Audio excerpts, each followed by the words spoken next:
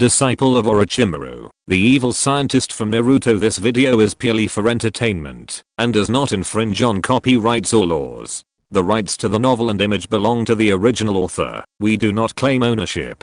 Don't like waiting and want to listen to this fanfic in full now? Subscribe to our Patreon, where you'll find the best fanfics. Chapter 226, Breakthrough Research on Sharingan Transplantation. With the aid of chakra, locating the visual connection of the human optic nerve wasn't a difficult task. Kenichi Amemiya quickly and carefully removed the nerve from the patient's optic nerve. After removing the nerve and eye, Kenichi Amemiya once again began his attempting to perform the ninja world's first Sharingan transplant using his own methods. However, since the patient was a common genin, the success of this eye transplant was still a question. However, Kenichi Amemiya strictly followed the neural network layout he had previously studied. Teacher, how should this nerve connect to the patient's brain tissue? Should chakra be used for guidance? Kenichi Amemiya asked, looking at Orochimaru beside him. Orochimaru remained silent, staring at him in silence. Kenichi Amemiya was stunned. The teacher rarely showed such behavior, but now that he did, it proved that the teacher had some special reason for looking at him like this, and therefore, this point of knowledge must have been taught by the teacher. Kenichi Amemiya quickly reflected on what he had learned from his teacher. He then recalled a time when he had been doing experiments with his teacher and had watched him transplant the first generation of target cells.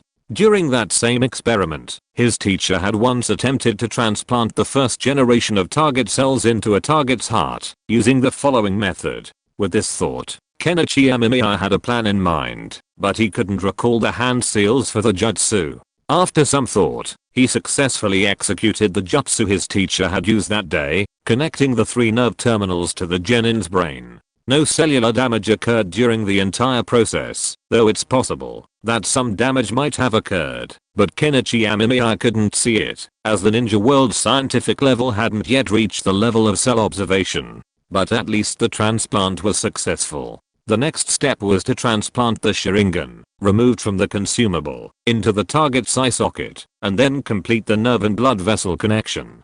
This step, however, was significantly simpler. Kenichi Amemiya completed it quickly. After connecting the final nerve, he wiped the sweat from his forehead and performed a simple medical ninjutsu to heal the patient's eye. The teacher, who had witnessed the entire operation, gazed thoughtfully at the scene before her, her deep eyes seemingly pondering something, though she remained silent about what it was. Kenichi Amemiya wiped his hands and glanced at the clock. A total of 53 minutes and 21 seconds had passed since he began the operation. The entire procedure had been incredibly fast, thanks to Kenichi Amemiya's 3 Megatama Sharingan. Well, teacher, I'm going to begin the awakening procedure now, Kenichi Amemiya said, looking at the teacher. The teacher nodded, holding the experimental log. Kenichi Amemiya was in charge this time, so Orochimaru was left with the task of recording the steps in the log. Can you see it? Amemiya. Kenichi carefully observed the look in the man's eyes. He noticed that after hearing his voice, the man was initially dazed, but soon his pupils focused on his face. What do you feel? Amemiya. Kenichi didn't get too excited. This result wasn't enough. His intended goal was to allow the man to freely open and close his Sharingan. Only then would he have solved a relatively difficult problem. I feel about the same as before, the man muttered. He touched his eyes. Chakra was still being consumed by the Sharingan, making him eager to begin refining chakra to make up for the loss. Amemiya. Kenichi first briefly observed the man's expression, then checked the health monitor to check his heart rate, blood pressure, and other readings. Then he asked his most anxious question. Concentrate your mind on your eyes and think about temporarily dissipating the chakra in them. Can you do it? Amemiya. Kenichi asked, looking at the man. To some extent, turning the Sharingan on and off is instinctual, like breathing for most people, something they don't consciously notice. Of course, once they become aware of it, breathing becomes like a manual process. The same principle applies to turning the Sharingan on and off. For the Uchiha clan and Kenichi Amemiya, turning it on and off is as natural as breathing. When they think about closing their mouths and not breathing, their breathing stops, and when they think about starting again, their breathing returns to normal. So, in this sense, Turning the Sharingan on and off isn't particularly difficult to explain. However, the subject hadn't experienced this before, so Kenichi Amemiya needed to guide them. "I'll try." The test subject looked at Kenichi blankly, but after hearing Kenichi's words, he became serious. After all, Kenichi had previously told him that if he cooperated, he could at least survive. If not, he would have to undergo tests with a very high mortality rate. Having endured numerous tortures at Orochimaru's side, the test subject understood the fear well. So, as long as they could survive safely, they were willing to do anything. Under the watchful eyes of Kenichi Amemiya and Orochimaru, the eyes of the experimental subject returned to normal, from a single Magatama Sharingan to an ordinary eye. At this moment, Kenichi Amemiya almost wanted to jump up and wave his fists twice. His test was successful. It was almost the same as he thought. The reason why the Sharingan could not be turned on and off was actually because the nerves were not all connected.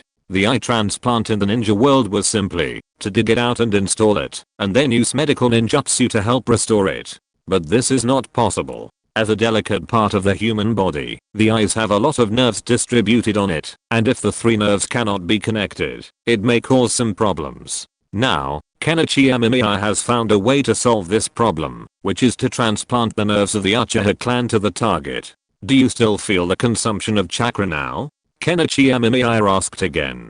"I didn't update yesterday because I had a fever of 40 degrees. I'm not in a very good condition today, so I will take a short leave for the 2 updates. Sorry." Chapter 227, the Ninja World's version of the trolley problem. "No, my chakra remains the same as before, undiminished." The subject stared at his hand in disbelief, clearly surprised to not feel the chakra drained from those strange eyes. Amemiya Kenichi smiled faintly. It seemed like his assumption was similar. The Sharingan's inability to close was linked to those 3 nerves. While that problem had been solved, a new one had arisen. The Uchiha clan had a limited population, and this unique eye transplant procedure required a 1-to-1 ratio.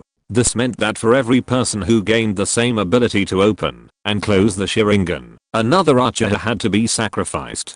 It was like an equivalent exchange. Your experiment was a success. Orochimaru seemed quite pleased. She hadn't expected her student to find a solution to the Uchiha's eyes' inability to close so quickly. And honestly, Orochimaru hadn't expected the solution to be so simple. The combination of 3 nerves had successfully solved the problem. This intrigued Orochimaru. What exactly were these strange nerves used for? "It's not entirely successful, Sensei." Amemiya Kenichi shook his head. While this method solved his current problem, it did have a drawback: 1 Sharingan per pair, resulting in a 1-to-1 loss ratio. Of course, Amemiya Kenichi assumed the Sannin Hokage and Danzo wouldn't care. After all, compared to the proud Uchiha clan, those they trusted were more likely to win their favor. Trading a disobedient and potentially dangerous Uchiha for an obedient and loyal Sharingan subordinate wasn't a difficult choice. The Sannin wouldn't care about the fate of a clan like the Uchiha, a clan they feared. The Sannin himself didn't have much of a favorable impression of the Uchiha clan, otherwise he wouldn't have remained silent when Danzo planned to execute the genocide plan. Sometimes, for those in power, silence is a form of attitude, just like when Sensei and himself were conducting experiments. Although the Sannin seemed oblivious, he undoubtedly knew something. "You mean attrition?" Orochimaru glanced at the still comatose Uchiha test subject. His eyes were empty, hollow. If this ordinary ninja's eyes were transplanted into him, he should be able to see again. Well, after all, the Uchiha clan has a large population, and only ninja with open eyes are valuable. Amemiya Ken nodded. The Uchiha clan might seem numerous, but compared to Konoha, they were far less numerous. If a restriction were added, such as only those with open eyes were counted, then the available supplies would be even fewer. In this scenario, the Uchiha clan would be in a precarious position. Those with open eyes would be gouged out, and those without would be raised like pigs, waiting to be used as supplies once they opened. Of course, if Danzo were to act, he would likely wipe out the entire clan, killing every Uchiha, rotating the eyes between them, with each ninja passing on to the next. Yes, Danzo would definitely do such a thing. Then, those Uchiha clan members who escaped Konoha, represented by Uchiha Shizu, would become lambs with high bounties on their heads. Countless bounty hunters would flock to them, and countless ninjas who wanted to become stronger would also search for them. After all, obtaining the Uchiha clan's Sharingan would be of great help in battle. Which ninja would think they were too strong? This is fate. Unless the Uchiha clan has a strong man on the level of Uchiha Madara, they will be eliminated sooner or later. Orochimaru saw things more deeply. Although she didn't know anime and hadn't watched Naruto, she knew the attitude of the Konoha high-ranking officials towards the Uchiha clan, so the demise of the Uchiha clan was only a matter of time. Amemiya Kenichi was lost in thought. He suddenly had an idea, a more unique, but also more cruel idea. In some ways, this choice was no less than the trolley problem. Eyes are all eyes. Before the Uchiha open their eyes, they are similar to ordinary people. If I transplant an ordinary person's eyes into an Uchiha, and then use the same eye-opening method to stimulate them to open their eyes again, then wouldn't I gain a new pair of Sharingan? I could then transplant these eyes onto others, and then transplant those others' eyes back into the Uchiha, thus enabling an endless supply of Sharingan. Amemiya Kenichi looked at the unconscious Uchiha and the food on the plate before him, and thought the idea seemed quite feasible. Even if I built an automated ninjutsu production line, wouldn't I be able to fully automate the production of Sharingan? And for those who want custom 2 or 3 Megatama, the price will be negotiated separately. Amemiya Kenichi nodded. He thought his idea was a good one, very feasible. The only problem was testing first to see if an Uchiha who had opened their eyes could open them again with ordinary eyes. If they could, that would be fantastic. By then, the Uchiha clan would be in a much better position. They could easily hand over a dozen or so consumables to Amemiya Kenichi, and in return, the entire clan would be protected. It was like the ninja world's version of the trolley problem. Sacrificing the interests and lives of a few individuals versus sacrificing the lives of an entire clan, though a bit cruel. I imagine most people would choose the former, especially the clan leader. I hope it doesn't succeed, otherwise it would be really interesting. Amemiya Kenichi smiled. If it succeeded, that would be the best. By then, every ninja in the ninja world would have magical eyes. While not the most powerful ninja, it would still be quite impressive. It might even lead to new advancements in ninjutsu. With this in mind, Amemiya Kenichi focused on installing the eyes of the previous test subject on the Uchiha consumables. He didn't plan to touch this test subject for now, as he still needed to observe if there was any rejection reaction. If not, he could give it to his teacher, who would then pass it on to Konoha as a demonstration of the results of this experiment.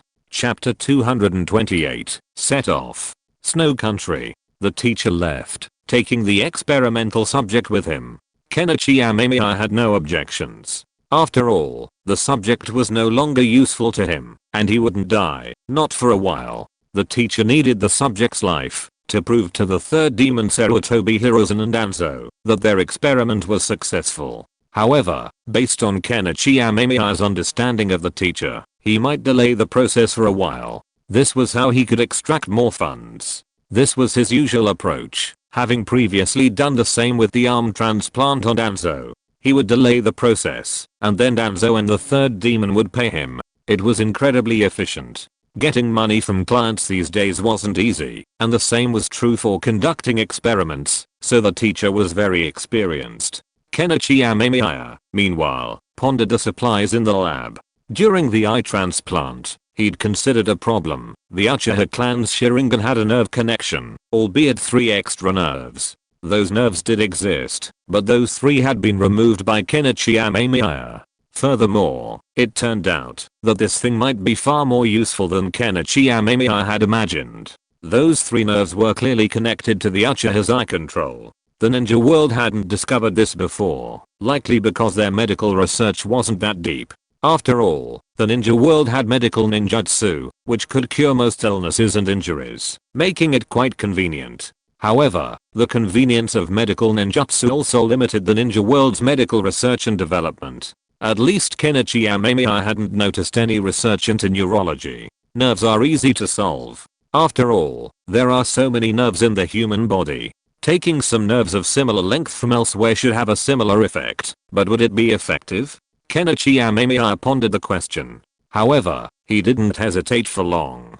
He quickly chose to extract 3 nerves of similar length from the opponent's arm and connect them to the eyeball and brain. As for whether this would be effective, Kenichi Amemiya didn't know. After all, science is proven and refined through repeated experiments. To achieve success overnight, one would either be incredibly lucky or possess some kind of advanced technology. After casually recording the subject's condition, Amemiya Kenichi used medical ninjutsu to help him recover, but the physical and mental damage would have to be slowly healed. He wouldn't be able to handle his new experiment anytime soon. If he were to stimulate his Sharingan now, he would likely die. So, Amemiya Kenichi decided to let him rest and recover. After returning the subject to the basement, Amemiya Kenichi returned to his laboratory to continue researching and improving his master's genetic programming ninjutsu. But since the Uchiha clan's eyes are a form of atavism, doesn't that prove their bloodline is closer to that of the Six Paths Sage?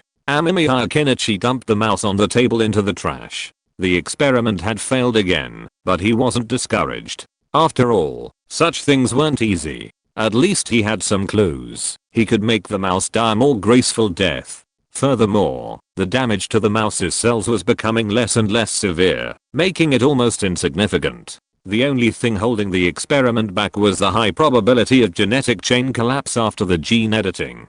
It could even be said that every time someone edited something, they died. This made Kenichi Amemiya question his life. Wasn't this mortality rate too high? The closer the bloodline is to the Tatsuki, the higher the eye development will be. Kenichi Amemiya pondered, looking at the twitching white mouse, as if realizing something. Mice also have ancestors. Generations of bloodlines evolved to form the current mouse population. While there are even more subspecies of mice, most mice, if traced back to their roots, share a common ancestor. While some physiological characteristics of modern mice naturally differ from those of their ancestors, the same is true for humans. Ordinary humans differ significantly from those of earlier generations. For example, wisdom teeth originally didn't grow sideways or encounter other problems. However, over time, as humans' diets became more refined, the jawbone shrank, preventing wisdom teeth from erupting normally, leading to odontitis.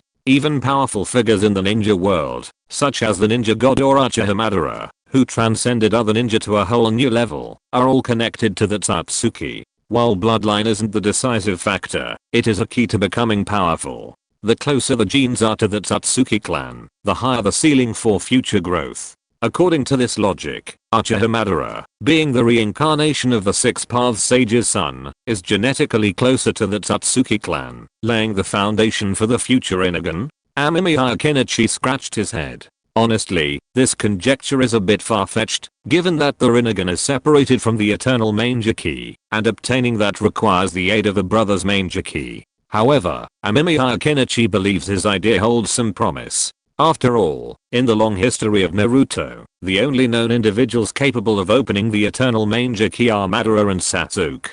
They both happen to be the reincarnations of the Six Paths Sage's son, and ultimately, both open the Rinnegan. Therefore, the idea that the closer the genes are to the Tatsuki clan, the higher the level of eye evolution, is plausible. I have Sasuke and Naruto's genetic information. They are both reincarnations of the Six Paths Sage's sons. I remember Kinkaku and Jinkaku also had some connection to the sage. What a shame, the sage doesn't have a grave. Amemiya Kenichi sighed. If only the sage had a grave or some body tissue. Then, analyzing the sage's genetic information would allow for further research on the Tatsuki clan. As for whether the sage would agree, unless the sage emerged from the Pure Land to stop him, he'd likely acquiesce. The only unfortunate thing was that the sage didn't have a grave. Before Amemiya Kenichi could begin his research, he felt a vibration coming from his ring. It was Nagato's request to contact him. He only needed to release his thought waves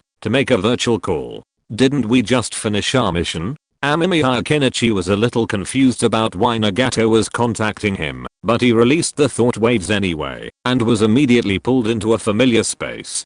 Kenichi Amemiya looked around curiously. There weren't many people around, just him and Nagato. Oh, and there was another figure nearby, his teacher, Orochimaru. This only intensified Kenichi Amemiya's curiosity. Why had Nagato invited him and his teacher here together? It clearly wasn't a meeting. The teacher nodded upon seeing him, and Kenichi Amemiya noticed something odd about his teacher's figure, as if his body had become more curvy. The organization recently discovered something interesting during a mission in the Land of Snow. You might be interested. Nagato spoke first. He knew Kenichi Amemiya's personality all too well. If he'd let him start, he'd probably be stuck for a long time. Nagato's words also drew Kenichi Amemiya's attention away from his teacher's figure. Celebrities? Kenichi Amemiya replied instinctively. It wasn't his fault. The Land of Snow wasn't home to many celebrities, perhaps because the girls there had incredibly fair skin. As the saying goes, a fair complexion hides 100 flaws, so it's no surprise that the girls of the Snow Country are so popular. No, the organization accidentally discovered a special alloy there that absorbs chakra. Nagato interrupted Amemiya Kenichi, then quickly finished his words. If he didn't finish, he worried he'd spend too much time explaining it. Amemiya Kenichi narrowed his eyes. The mention of this reminded him, and he remembered where he'd heard of the Snow Country before. It must be a Naruto movie. Then Naruto and his friends escorted some princess back, and then it was a very cliched movie plot. Encounter a villain, suffer a loss, do sit-ups, get up again, defeat the villain, successfully get the movie heroine to flirt with you, and finally, a happy ending with dumplings, and then some popular characters appear to set the stage. This is a typical trope for most movies, but this one left a lasting impression on Kenichi Amemiya. After all, it featured armor capable of absorbing chakra and using it for personal use. At first, he'd thought it was impressive, thinking it would make him invincible, but later realized it wouldn't even withstand a single Rasengan from Naruto.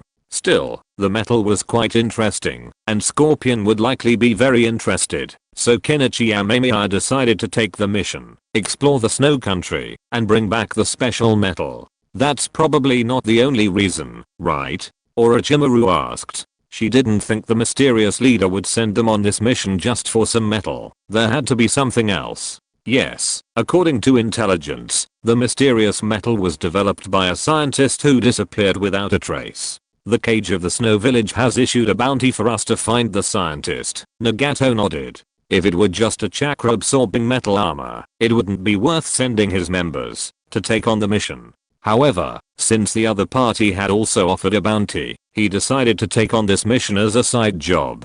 He had originally intended to give it to Kakuzu, but Kakuzu had been away on another mission and hadn't finished it yet. He had just contacted Sasori and the man called Deidara when he heard an explosion, so he decisively passed on the mission. After much deliberation, Nagato realized that only Kenichi Amemiya and Orochimaru seemed to have the time. Since they were both scientists themselves, there was no telling if they might find something unexpected.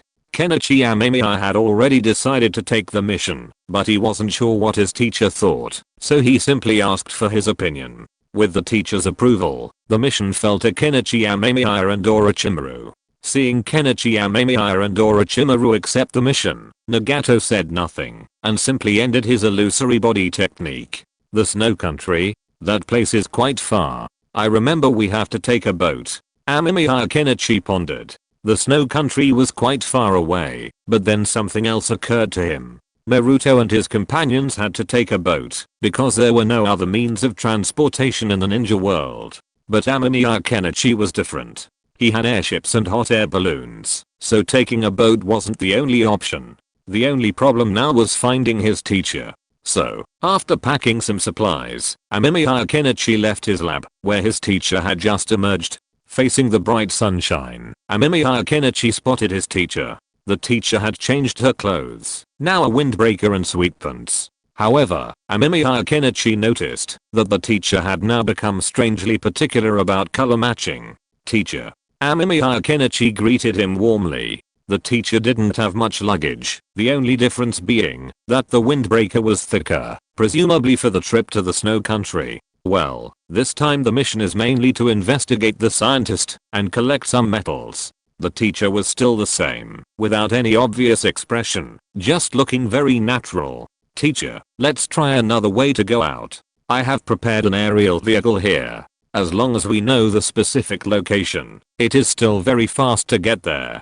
Kenichi Amemiya nodded. This time he planned to take the teacher directly there by airship. As for exposing his airship, he didn't care. After all, it was impossible to hide this thing forever. Sooner or later, others would know about it. Oh, I'm somewhat interested in this. A smile flashed in the teacher's blue eyes, and then she walked to Kenichi Amemiya with her hands behind her back, and looked up at him. Then take me with you, my disciple. A character from Naruto will soon appear. Chapter 229, The Future of Flight and the Raging Obito. Is this your flying device? Orochimaru swung his legs as he walked inside Amemiya Kenichi's airship.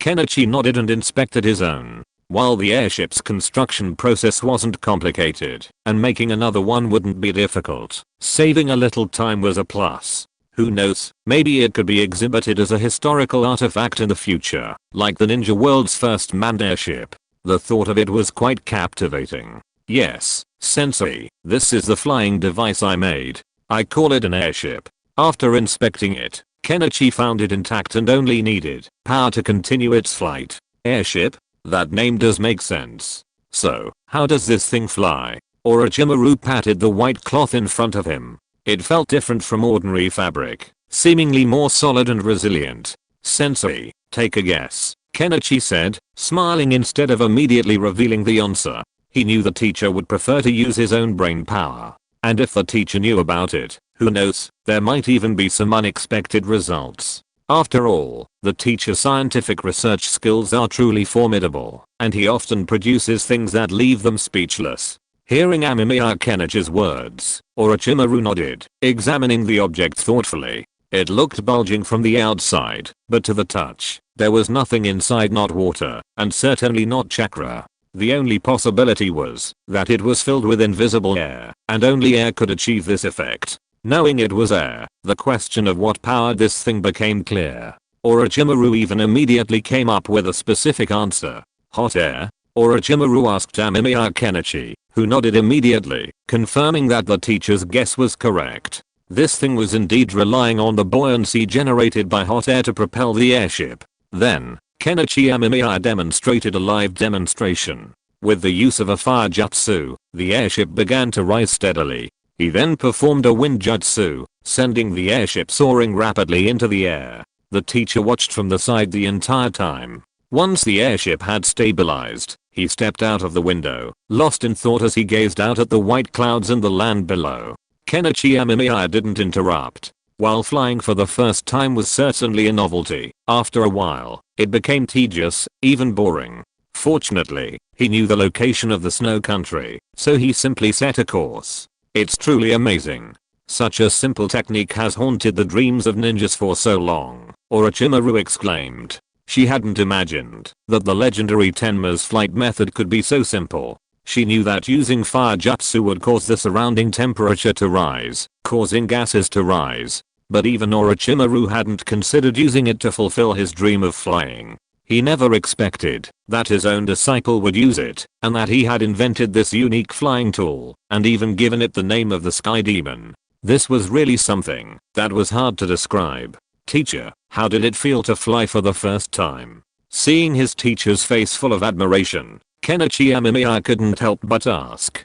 After all, it was quite rare to see such an expression on his teacher's face. In the past, the teacher's expression didn't show much emotion most of the time, so seeing the teacher's surprise and admiration was really something that Kenichi Amemiya found quite unusual. It's amazing, but after flying, I always feel a little uneasy. Tell me about your design. The teacher found a seat and sat down, then began to ask Kenichi Amemiya some questions about the airship. Kenichi Amemiya answered his teacher's questions very straightforwardly. After all, it would take some time to fly from the land of ice to the land of snow. So, do you think there's room for further advancement in using hot air's buoyancy to propel flight? The teacher surveyed the airship beside her. After listening to Kenichi Amemiya's explanation, she came up with a few ideas for modifications, such as increasing the space, but after much experimentation, she realized they were merely improving upon the existing model, without escaping the airship's design. So, Orochimaru wanted to see what his student had to say, as he seemed to have some unique insights into flight. Teacher, you know the aerial village, right?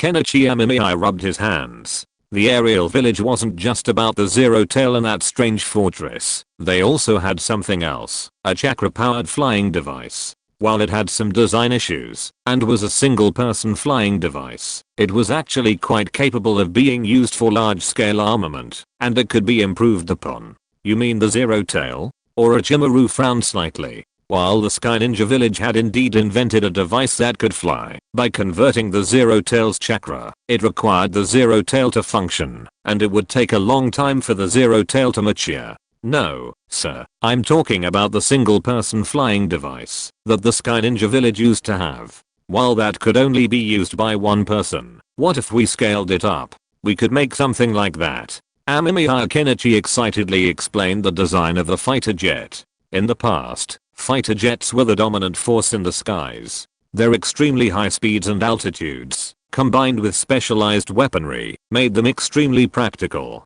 While this world had petroleum and crude oil, there was certainly no gasoline or kerosene for aviation. But so what? Chakra itself was also a form of energy.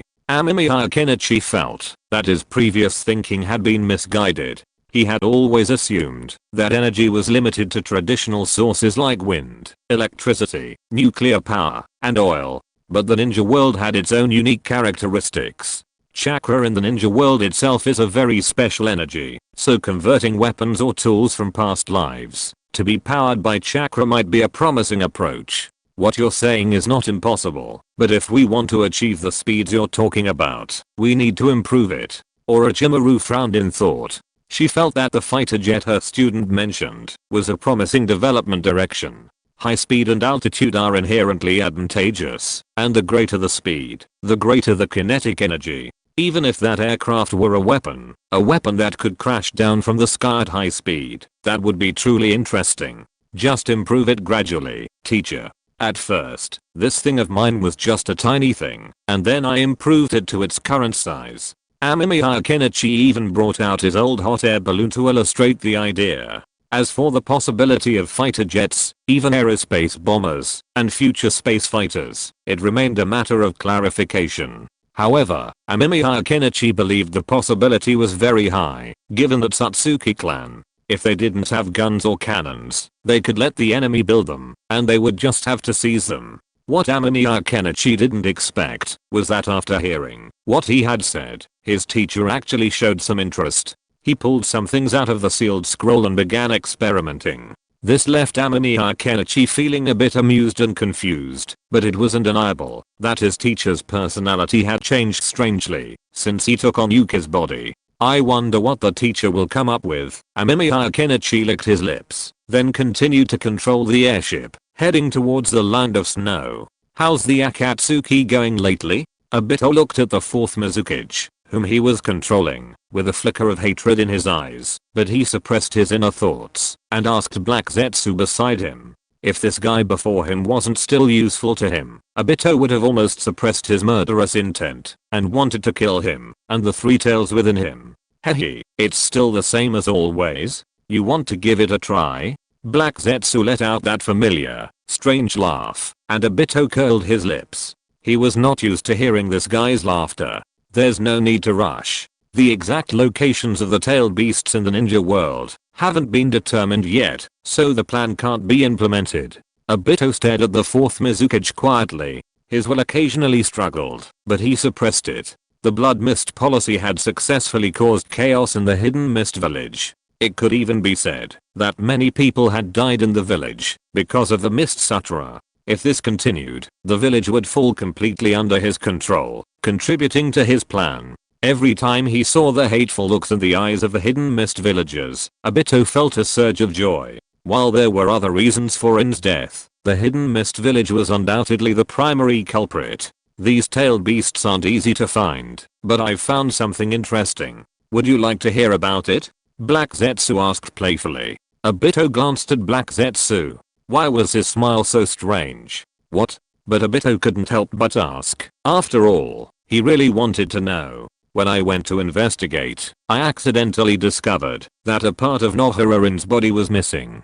Instantly, Obito's eyes turned red. If you're listening to this novel on a channel other than Fanfic World, it means they downloaded and uploaded it without effort. We cordially invite you to visit our channel, Mundo Fanfic Novelos. There you'll find the original version of this story and you can explore many other novels of various genres. We're waiting for you to immerse yourself in a world of incredible novels. Chapter 230 Snow Country. What do you mean? What do you mean by missing a part? Black Zetsu quickly waved his hand as he watched Obito's manger key suddenly open. It seemed that to Obito, that woman, Nohara, was truly unique. Literally. I went to Konoha to gather intelligence.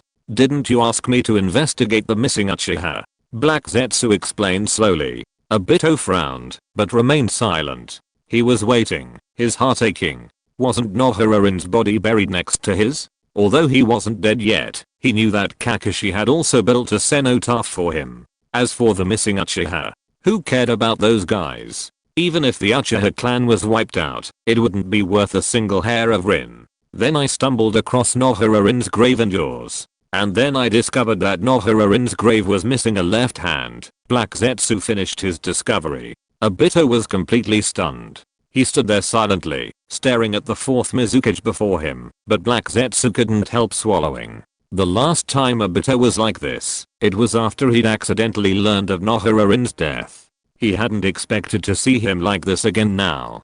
So, what was Obito planning? His head was spinning, and his ears were deafening. Only a buzzing sound could be heard. Could the person he loved so much, even in death, not rest in peace? A fire burned within him. He wanted to tear the fourth Mizukage apart with rage, even though he knew he had nothing to do with it. But he just wanted to vent, pure rage. Obito took a few deep breaths and vanished. Black Zetsu, somewhat helpless, followed Obito's lead. That day, a small tsunami had erupted outside the land of water, but no one noticed, except the fishing boats affected. After a long moment, Obito finally calmed down. He stepped onto a fishing boat, only himself and Black Zetsu aboard. As for the boat's owner, he had already become food for the fish. Did you find out who did this? Obito took a deep breath. After venting his anger, he realized why someone would take Nohara's hand. It didn't make sense. Although Nohara was someone Obito had a crush on, he knew she was just an average ninja, a mediocre ninja compared to the brilliance of himself and Kakashi. If there was anything special about her, it was probably her medical ninjutsu, and she was praised as a gifted child, but that was it. There wasn't anything else to be concerned about. Furthermore, Obito knew that Nohara didn't have any Kekoi Genkei, so he couldn't understand why someone would take Nohara's hand. It didn't make sense. What was the purpose? It couldn't be him, could it? But the problem was, in the eyes of everyone in Konoha and the world, he was already a dead man. When he'd first visited Konoha, his sensei hadn't recognized him. Kakashi often told him about Konoha and what had happened to him at his grave, but Kakashi had no idea he was still alive. So, Obito didn't think much of himself. He didn't think anyone in the world knew he was still alive. Besides Uchiha Madara and the Black Zetsu before him, even Nagato didn't know his true identity. I don't know. It was handled very cleanly. No trace left, Black Zetsu said with a chuckle. He simply loved seeing Obito like this, the thrill of controlling other people's emotions. Obito stared blankly at the sea before him. He truly couldn't understand why he'd stolen Nohara's body. Who was so perverted? Did he have some strange fetish? Kenichi Amemiya sneezed, then rubbed his nose. Everything was fine up there, except for a bit of chilliness and a strong wind. Even with the glass and everything, he still felt a slight chill. The culprit for Amemiya's sneeze was the current weather. The scenery below finally transformed from a monotonous sea to a white earth, a vast expanse of snow appearing beneath the airship. Looks like we've arrived at the snow country. Time flies so fast. It took less than 2 days to get here by airship, Amemiya thought, his lips twitching as he gazed at the land below. It's true that the ninja world is truly small. Even the seemingly distant snow country is much shorter with the advent of airships. As expected, Kishimoto didn't introduce an air force because the ninja world is so small. If he had, he could have easily crossed the 5 major nations in a single day. Teacher, we've arrived at the snow country, Amemiya said, glancing at the map. He was certain the land below belonged to it, and it looked quite large. However, the land was covered in a blanket of white ice and snow, so it was unlikely that many people could live there. Amemiya Kenichi felt that the topography and landforms were similar to those of the Great Mao in his previous life. Are we there yet? Let's go. Let's get this mission done. Orochimaru snapped out of his concentration at the sound of Amemiya Kenichi's call, set down his belongings, and placed them inside the sealing scroll. Amemiya Kenichi could clearly see that what his teacher had just put away looked like a jet engine, like the kind used for jet planes. Amemiya Kenichi rubbed his eyes. If his eyes weren't the 3 Megatama Sharingan, he'd have wondered if he'd seen it wrong. In just 2 days, his teacher had almost created a jet engine. Elder, put that cheat away. While Amemiya Kenichi knew his teacher was a world leader in scientific research, even before the Otsutsuki clan and the Boruto storyline unfolded, wasn't creating a jet engine in just 2 days a bit excessive? So Amemiya Kenichi couldn't help but ask his teacher. After all, this scene was a bit hard for him to comprehend.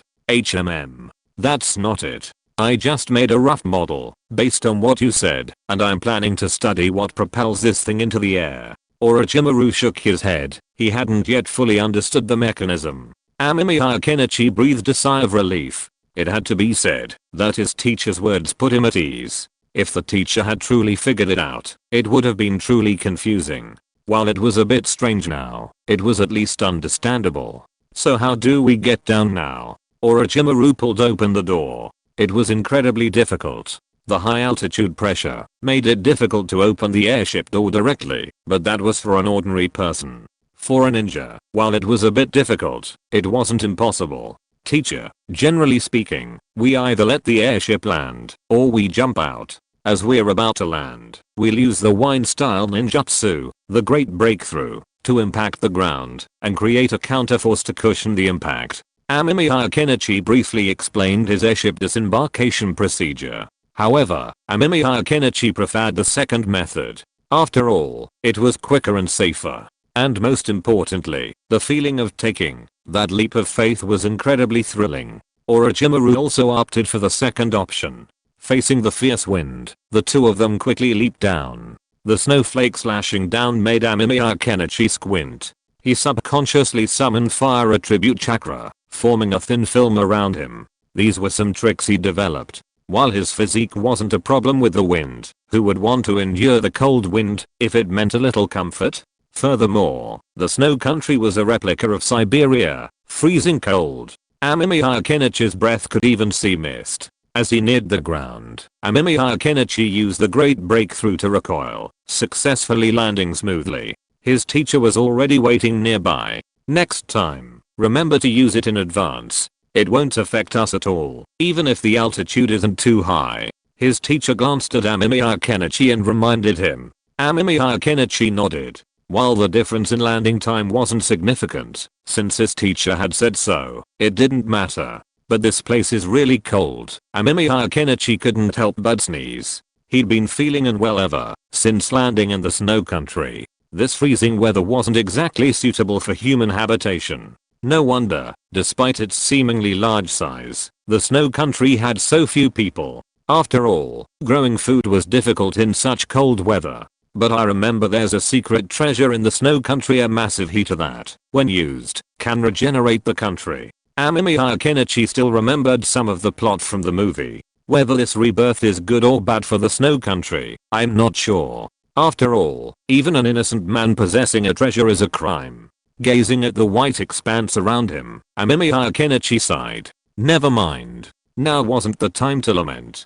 He'd go to the snow village to find the snow cage and learn more. He had no hope of meeting that scientist, though. After all, he couldn't even find the cage of a ninja village, let alone them.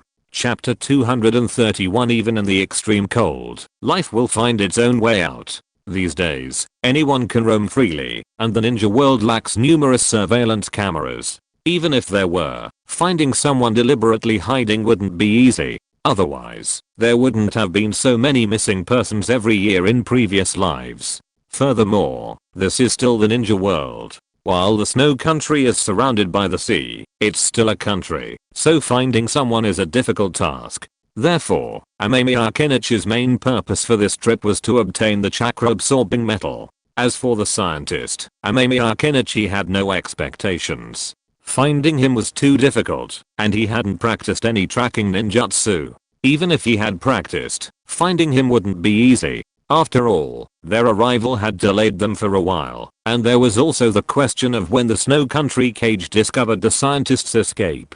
Even with trained ninja dogs, finding him wouldn't be easy in such a situation. Teacher, have you been to the Snow Country before? Amemiya Kenichi rubbed his hands. He had to admit, the weather there was indeed very cold. Even though he'd prepared himself with a down jacket, he still felt a hint of chill. No, this place is very remote.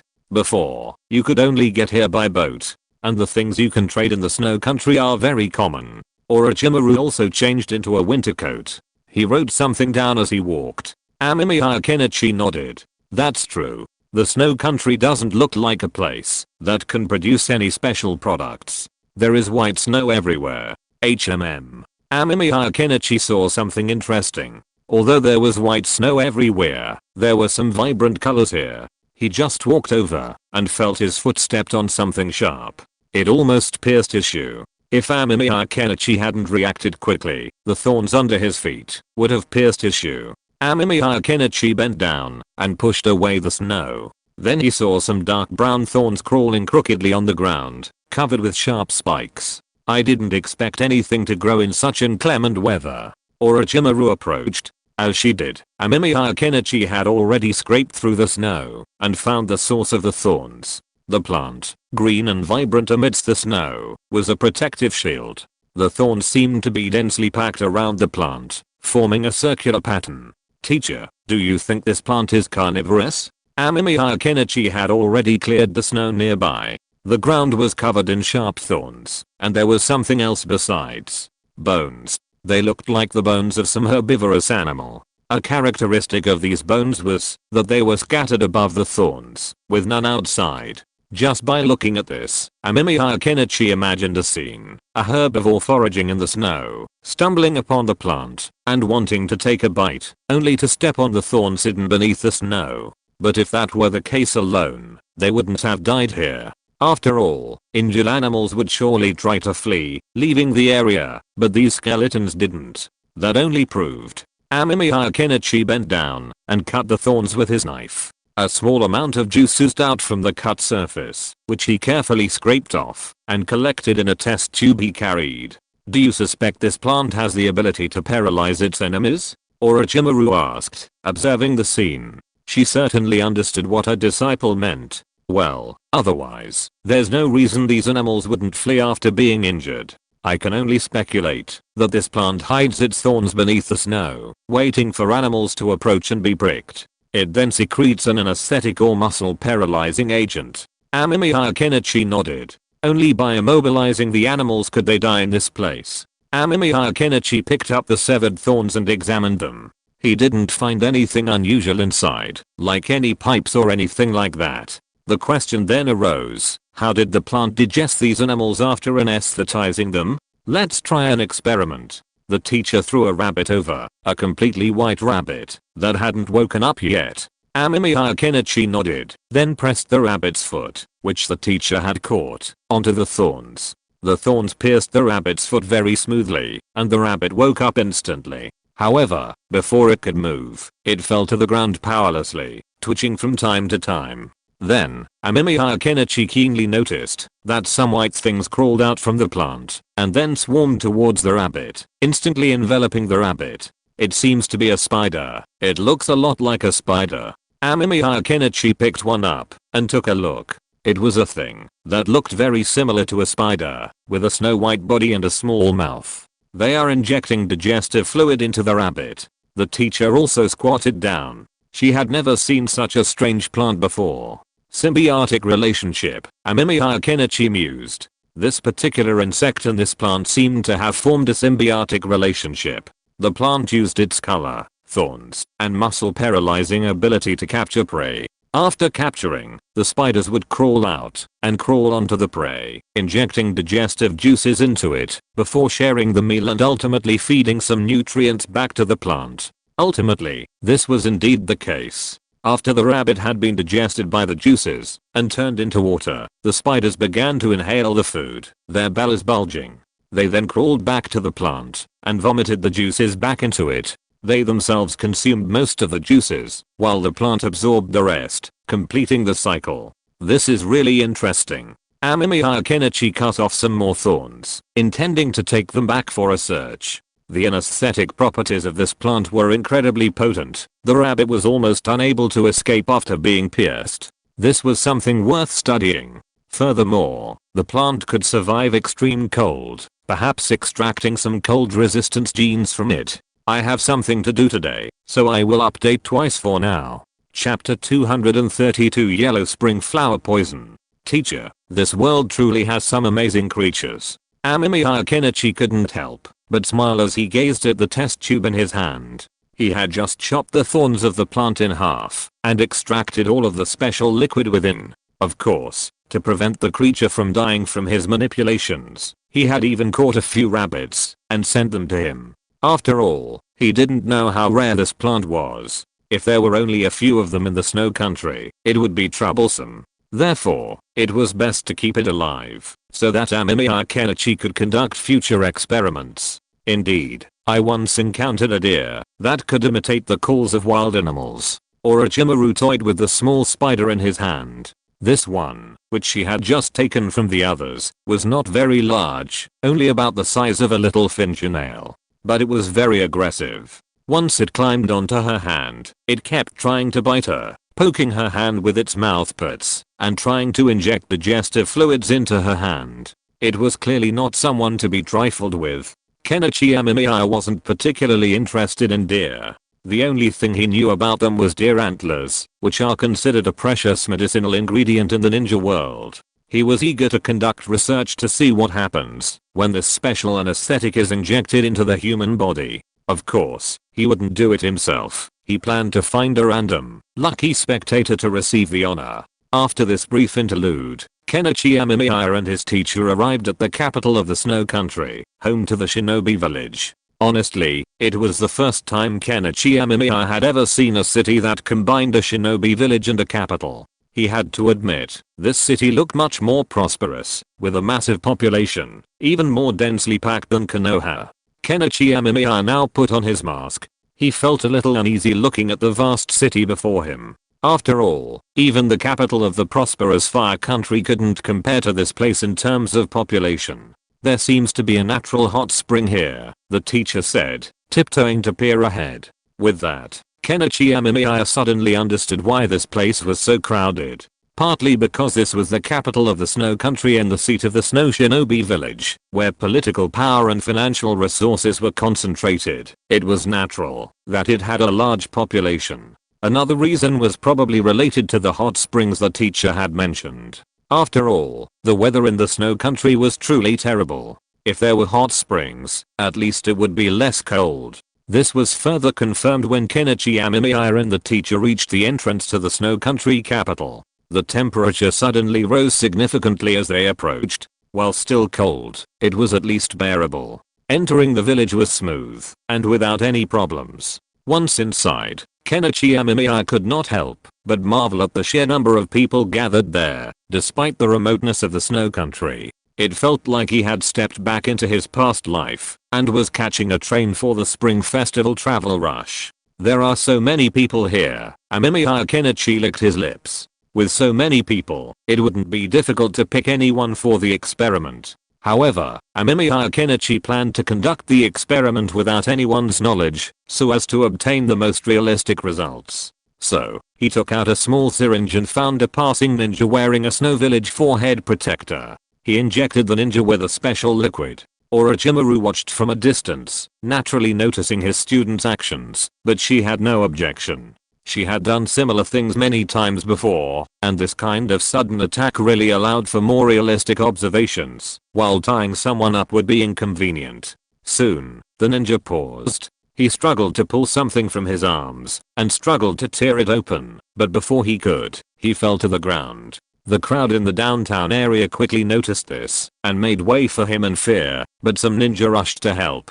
Amemiya Kenichi did not move forward, but watched from the side. The other man's condition was similar to the rabbit's. His muscles were paralyzed, his cheeks twitched unconsciously, and his entire body shook intermittently. None of the ninja who came to help knew any medical ninjutsu, so they could only pick up their companion and run towards the hospital. Amemiya Kenichi followed silently, intending to continue observing the effects of this unique toxin on the ninja. The ninja's body is truly fragile. They possess such powerful chakra, yet they can still be paralyzed by toxins. Amemiya Kenichi shook his head as he looked at the ninja lying on the bed. The ninja had now recovered. The hospital had medical ninjas who use the fine extraction technique to extract the remaining toxin, quickly curing the ninja. But Amemiya Kenichi wasn't completely unsuccessful. He learned the name of the plant, as the doctors had been asking why the ninja had been poisoned with such a large dose of the yellow spring flower. Yellow spring flower, presumably the name of the unique flower, was quite fitting, as it could indeed kill animals that came unnoticed. Kenichi Amemiya infiltrated the hospital and found research and treatment reports related to the Yellow Springs poison. After taking them, he followed his teacher out of the Snow Village Hospital and arrived at the daimyo's mansion in the Land of Snow, where their client was located. Teacher, are there many people like this who are both daimyo and kage? Kenichi Amemiya looked at the mansion before him with a strange expression. It read Daimyo Mansion, and then Snow Cage Building. It's a small country, Orochimaru said calmly. It wasn't surprising for a kage to serve as daimyo in such a small country. Furthermore, the Land of Snow was vast, sparsely populated, and remote.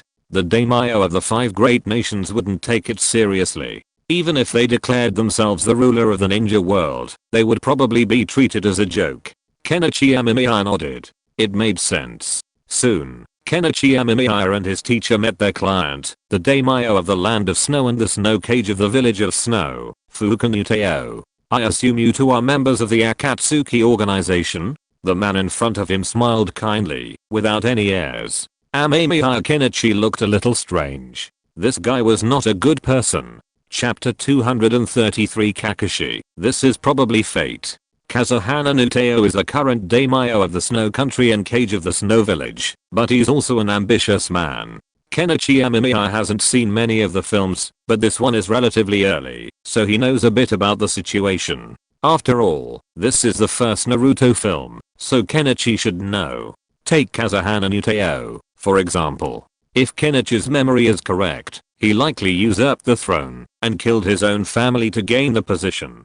His goal is to obtain the Snow Country's great treasure, but he later discovers that the great treasure his brother is talking about is actually a common heater that can make the Snow Country like other countries, freeing them from the constant ravages of extreme cold. This item might be a valuable treasure for the Snow Country, but for the ambitious Kazuhana Nuteo, it's completely useless. Even more tragically, before he can use it to strengthen the Snow Country, he's defeated by Naruto. So, this is essentially a tragic story caused by poor communication. The mission this time is to find the escaped man, right? What's his name? The teacher had also donned a mask, so now her disguised voice calmly inquired. That man's name is Sanzu Amado. He was once our Snow Country's most respected scientist, but he disappeared without a word. These are some of his belongings, Fenghua Nuteo said with a look of resentment. He had finally killed his brother, then seized control of the entire Snow Country and the Snow Shinobi Village. He had been searching for the supposed great treasure there, but to no avail. Furthermore, the chief scientist, Sanzu Amado, had simply left. Now Fenghua Nuteo suspected that Sanzu Amado was the one who had abducted his treasure. Sanzu Amado? The name was truly unique. Amemiya Kenichi scratched his head, feeling as if he had heard it somewhere before. But then again, it seemed he hadn't. After all, Sanzu wasn't an uncommon name. He'd heard of Sanzu River and Sanzu Bridge in his previous life. So, Amemiya Kenichi didn't take it personally. We understand. We'll do our best to find it. The teacher took the item and prepared to leave, but seeing Fenghua Nuteo's expression, which read, "I have a story, come and ask me," the teacher glanced at Amemiya Kenichi. Kenichi was a bit amused, having never seen a teacher so disinterested while on a mission.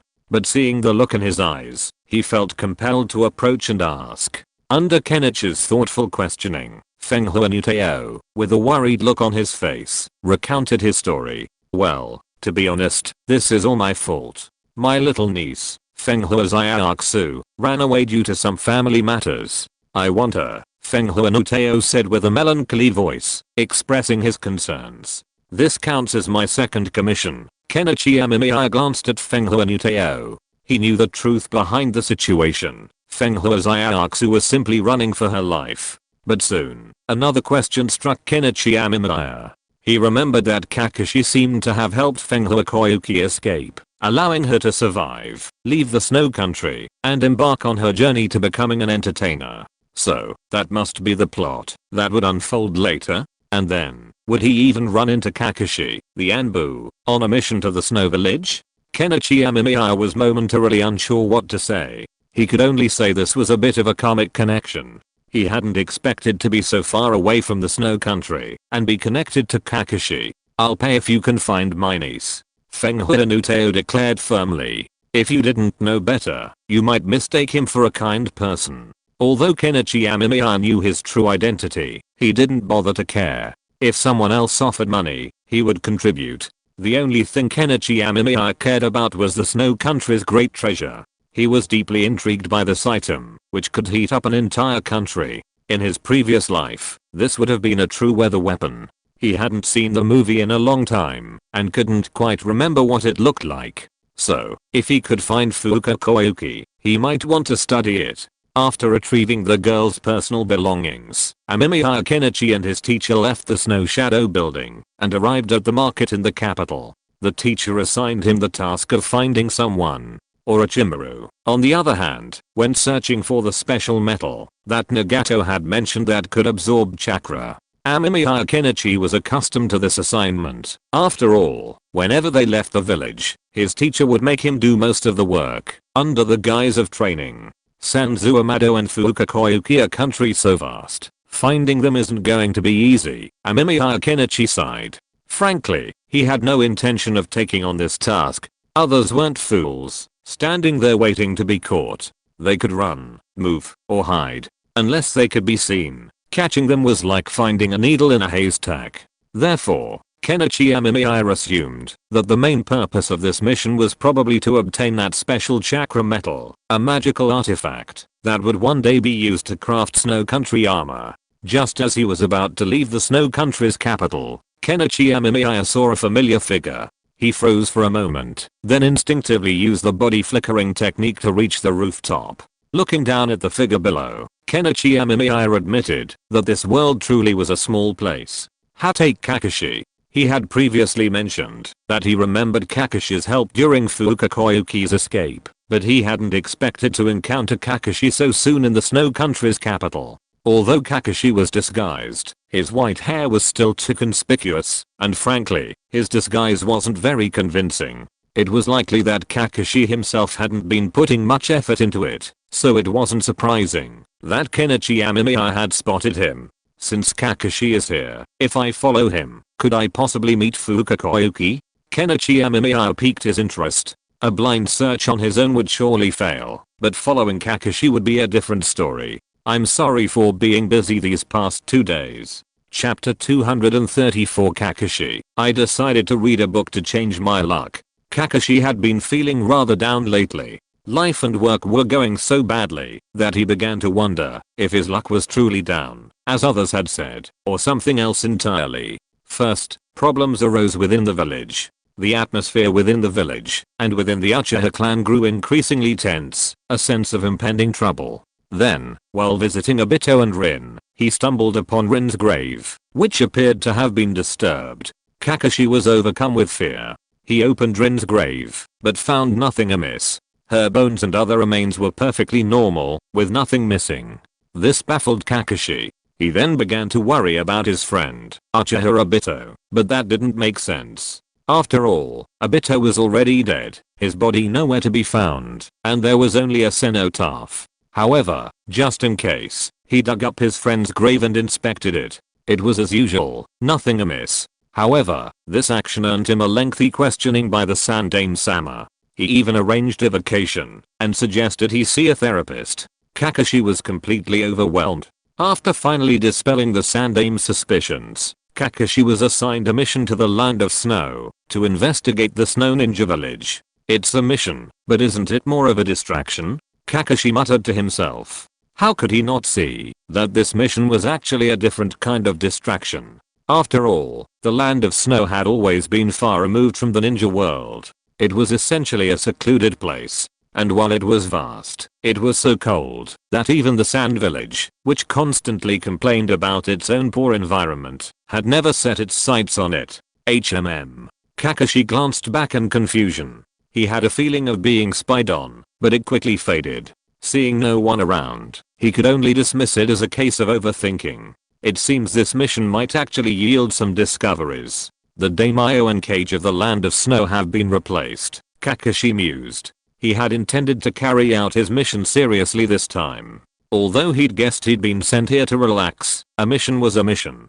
He hadn't expected to receive such unexpected rewards. The daimyo and cage of the Snow Country had seemingly changed. Kakashi had inquired about this news, noting that the people there were extremely cautious about this matter. He'd only overheard some details while passing by a private house. After careful inquiry, he finally understood the hidden secrets. However, Kakashi soon lost consciousness. As an ANBU close to the Hokage and a former disciple of the fourth Hokage, he knew a few things, such as Konoha's emphasis on intelligence from various countries and organizations, and the procedures in place. Intelligence from the 4 great nations and 4 great ninja villages always took top priority, followed by information on well-known renegade ninjas, underground ninja organizations, and the gold exchange, and then smaller nations like the Bear Country. Finally, there's the Snow Country. It could even be said that information about the Snow Country never reaches a Hokage's desk.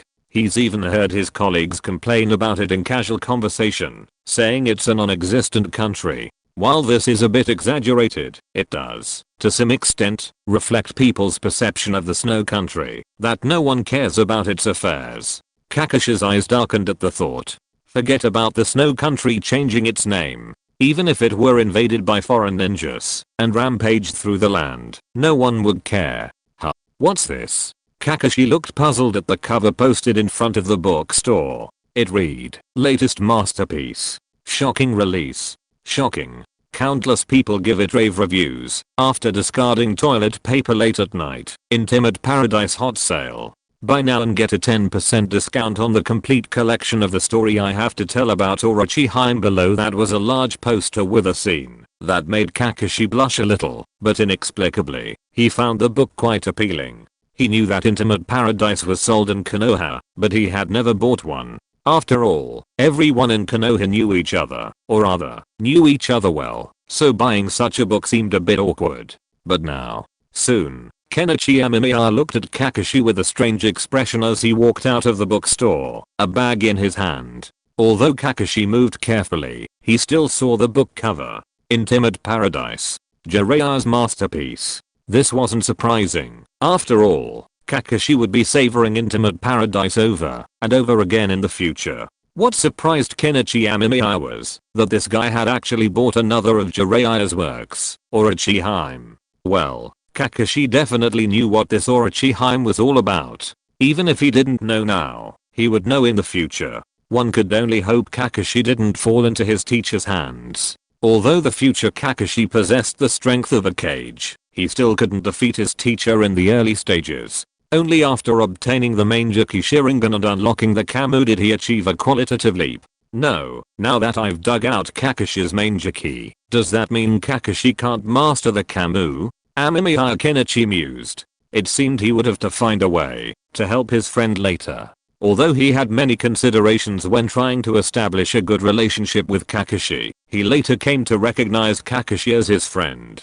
With the discovery of the Manjaki, Amemiya Kenichi had originally intended to make amends to his friend, but now it seemed, well, Perhaps it's time to capture Kakashi and replace his eyes so he can open and close them freely. Amemiya Kenichi nodded. It was a good idea. Kakashi's strength has always been a mystery, but Kenichi Amemiya agrees that it's due to the influence of his main ki, Sharingan. Because of the Sharingan's influence, Kakashi's eyes can't close, constantly depleting his chakra. How can he become stronger? With so little mana, Kakashi can only be an assassin with high attack and burst damage but no endurance. If this problem can be solved, Kakashi's future is very exciting.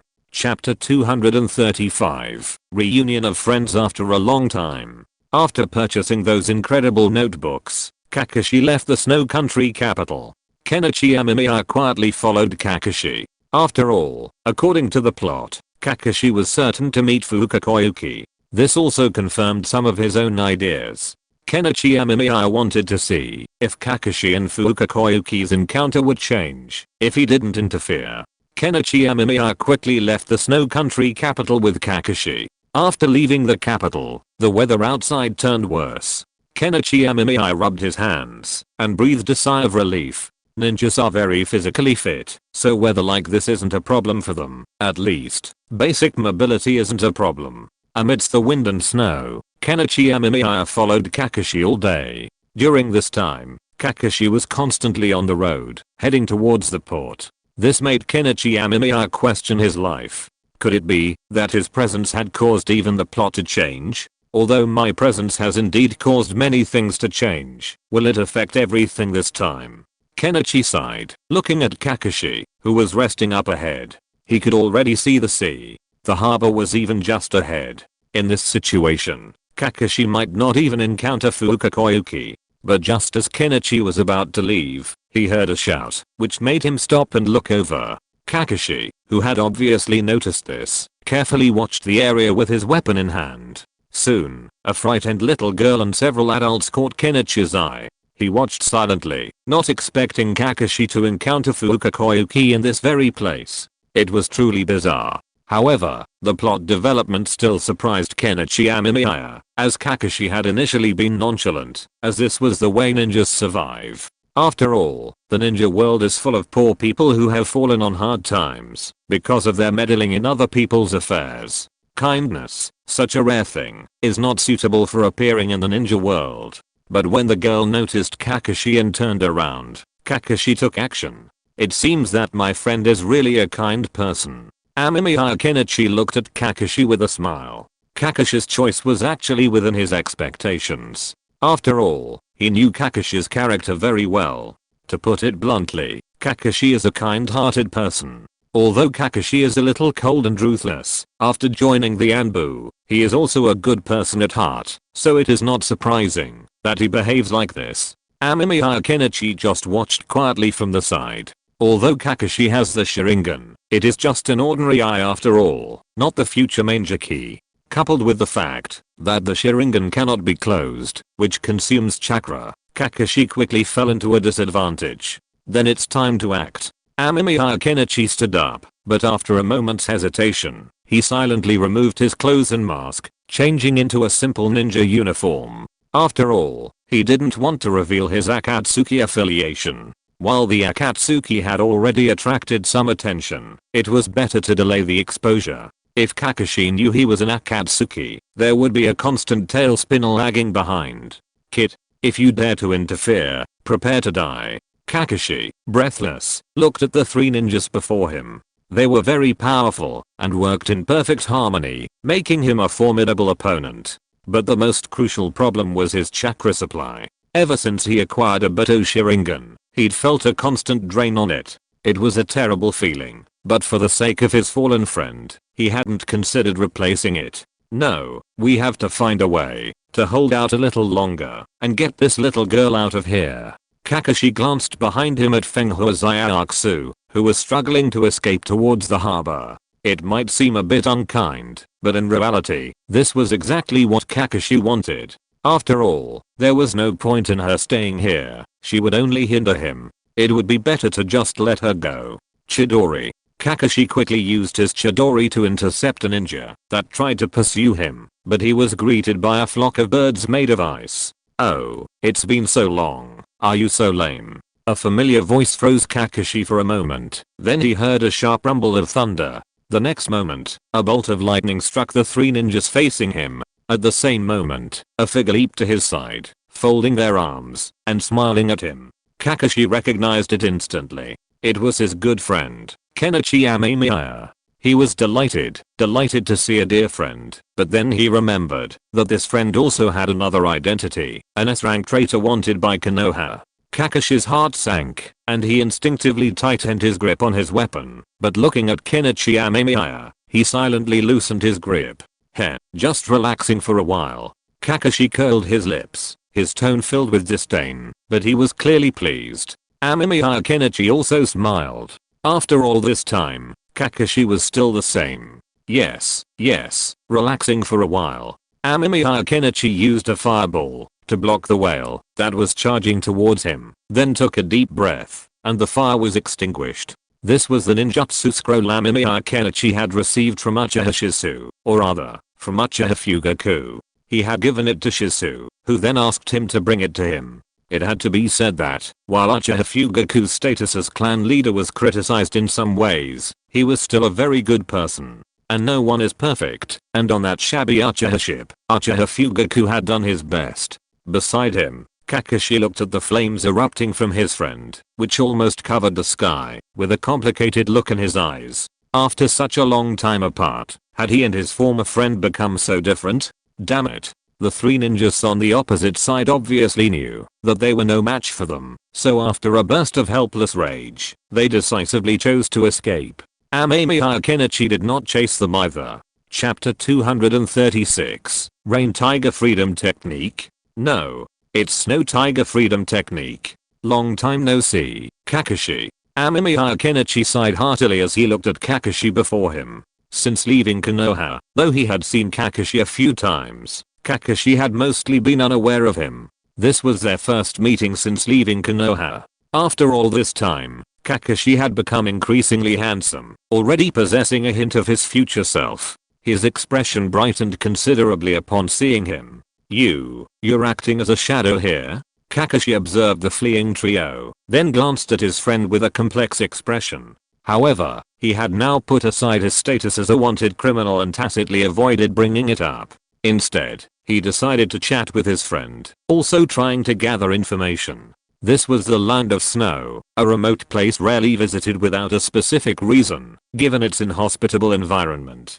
But the question was, now that Amemiya Kenichi had appeared, did that mean Orochimaru was also there? After all, Kenichi Amemiya and Orochimaru were master and disciple. Their presence in this place must have been motivated by some ulterior motive. Kakashi could only imagine the current situation in the Snow Country's Snow Village, a change of daimyo. If the situation in the Snow Country was indeed connected to the two ninja who had defected from Konoha, and if they were Orochimaru and Kenichi Amemiya, then this information would likely be brought to the attention of the Third Hokage. After all, the renegade ninja of one's own nation, fleeing to eliminate the daimyo and cage of another nation, would be a blow to Konoha's reputation and a source of criticism. Furthermore, the Fire Country was experiencing turmoil. The Fire Country's daimyo persisted, informing the 12 Guardian Ninja, even expanding the ninja force, and contacting some of the renegade ninja villages. While the daimyo believed he was being discreet, Konoha still knew about it. However, the true intentions of the old man who sat in the Hokage's chair remained unknown. Yes, I plan to build an ideal country here. Kenichi Amemiya's eyes turned, and then he admitted it directly. If this method could be used to make Konoha pay some attention to the Snow Country, it would be quite interesting. He was even a little tempted. After all, the Snow Country was too far away, and it was isolated on the sea. The land area was very large, but the climate was a little harsh. However, after hearing Kenichi Amemiya's words, Kakashi didn't quite believe it. After all, he knew his former friend very well, and the other party had a bad personality. Especially when he was still in Konoha, Kenichi Amemiya often teased him, such as telling him that his master and mistress were looking for him, but when he went there, he found out that they were not looking for him at all. He even tried to get him to wear women's clothes, to find a sketch master to draw a portrait, or to take a photo. Kakashi directly refused at the time, and Kenichi Amemiya looked regretful. You really are," Kakashi said with a look of frustration, but before he could finish, he saw Amemiya Kenichi's face suddenly turn grim. He then said, "We'll talk later," and ran off. What's going on? Kakashi was confused, but he followed Amemiya Kenichi. He wanted to see what was wrong with his friend, and see if he could help. If he could, he would, but if he couldn't, there was nothing he could do. Of course, he could also see what his friend was doing in the land of snow. Meanwhile, Amemiya Kenichi was sprinting towards the port, excited because he felt his shadow clone had just been destroyed. This was not right. When Amemiya Kenichi had come to help Kakashi, he had left a shadow clone behind to capture Fenghua Zyakusu. After all, she had the key to the country's eater. Without Fenghua Zyakusu, he wouldn't be able to directly observe the function of this special scientific device. Originally, this task should have been easy. After all, Amemiya Kenichi was quite powerful, and the Snow Country didn't have many powerful warriors who could confront him. Amemiya Kenichi was quite confident. But just now, Amemiya Kenichi discovered that his shadow clone had been destroyed. In the memories transmitted back, he also saw the other person, an elderly looking man. When Amemiya Kenichi arrived at the harbor, where his shadow clone had been destroyed, it was deserted. Fenghua Zyakusu and the elderly man were nowhere to be found. Amemiya Kenichi's face darkened. Although he had practiced many ninjutsu, he had not practiced much in the field of perception. Even with a crude perception jutsu, he couldn't find Fenghua Zyakusu and the man in the dense crowd at the harbor. The constant snowfall also obscured his vision. Snowfall? Amemiya Kenichi suddenly remembered the jutsu developed by Nagato, the Rain Tiger ability technique, which used rainfall to detect intruders in the village. Kenichi Amemiya had previously tried to get Nagato to teach him that jutsu, but Nagato refused. Despite his refusal, having witnessed Jiraiya's battle, he understood the principle behind the jutsu. Simply put, it involves blending chakra with the rain, allowing it to detect intruders. Rain and snow are simply different manifestations of water. Of course, in terms of practical value, the Rain Tiger Freedom technique is naturally more practical. After all, rainfall is dense and easy to detect, while snow, unless it's a heavy snowstorm, has a much slower rate than rain. Even if we expand on this, perhaps the water molecules in the air could be used to detect enemies, but that's too difficult, Kenichi Amemiya said, glancing at Kakashi, who was chasing him from behind. He remained silent, instead concentrating his chakra. He intended to use a senjutsu to perform this unique jutsu. Since Pain's was called the Rain Tiger Freedom Technique, could this one be called the Snow Tiger Freedom Technique? That name certainly sounded a bit strange. Kenichi Amemiya's chakra quickly rushed into the air and connected with the clouds. The powerful senjutsu chakra began to react and combine with the clouds. Then, the snow stopped. Kenichi Amemiya was stunned for a moment. Failure? He once again increased the output of chakra, and then hailstones the size of human heads fell from the sky one by one. If you're listening to this novel on a channel other than Fanfic World, it means they downloaded and uploaded it without effort. We cordially invite you to visit our channel, Mundo Fanfic Novelos. There you'll find the original version of this story and you can explore many other novels of various genres. We're waiting for you to immerse yourself in a world of incredible novels. Chapter 237, So can rain falling from high altitude kill people? What is this? A man stared in horror at the seemingly excessive hail before him. He instinctively took a step back, then was struck by the hailstones falling from the sky, lying motionless on the ground. Run. This is a natural disaster. The once bustling port suddenly became even more chaotic, with people everywhere trying to take shelter. Furthermore, thatched huts were no match for hail of this magnitude, so people soon realized that the only way to survive was to hide in solid concrete buildings. Amemiya Kenichi watched the scene in shock.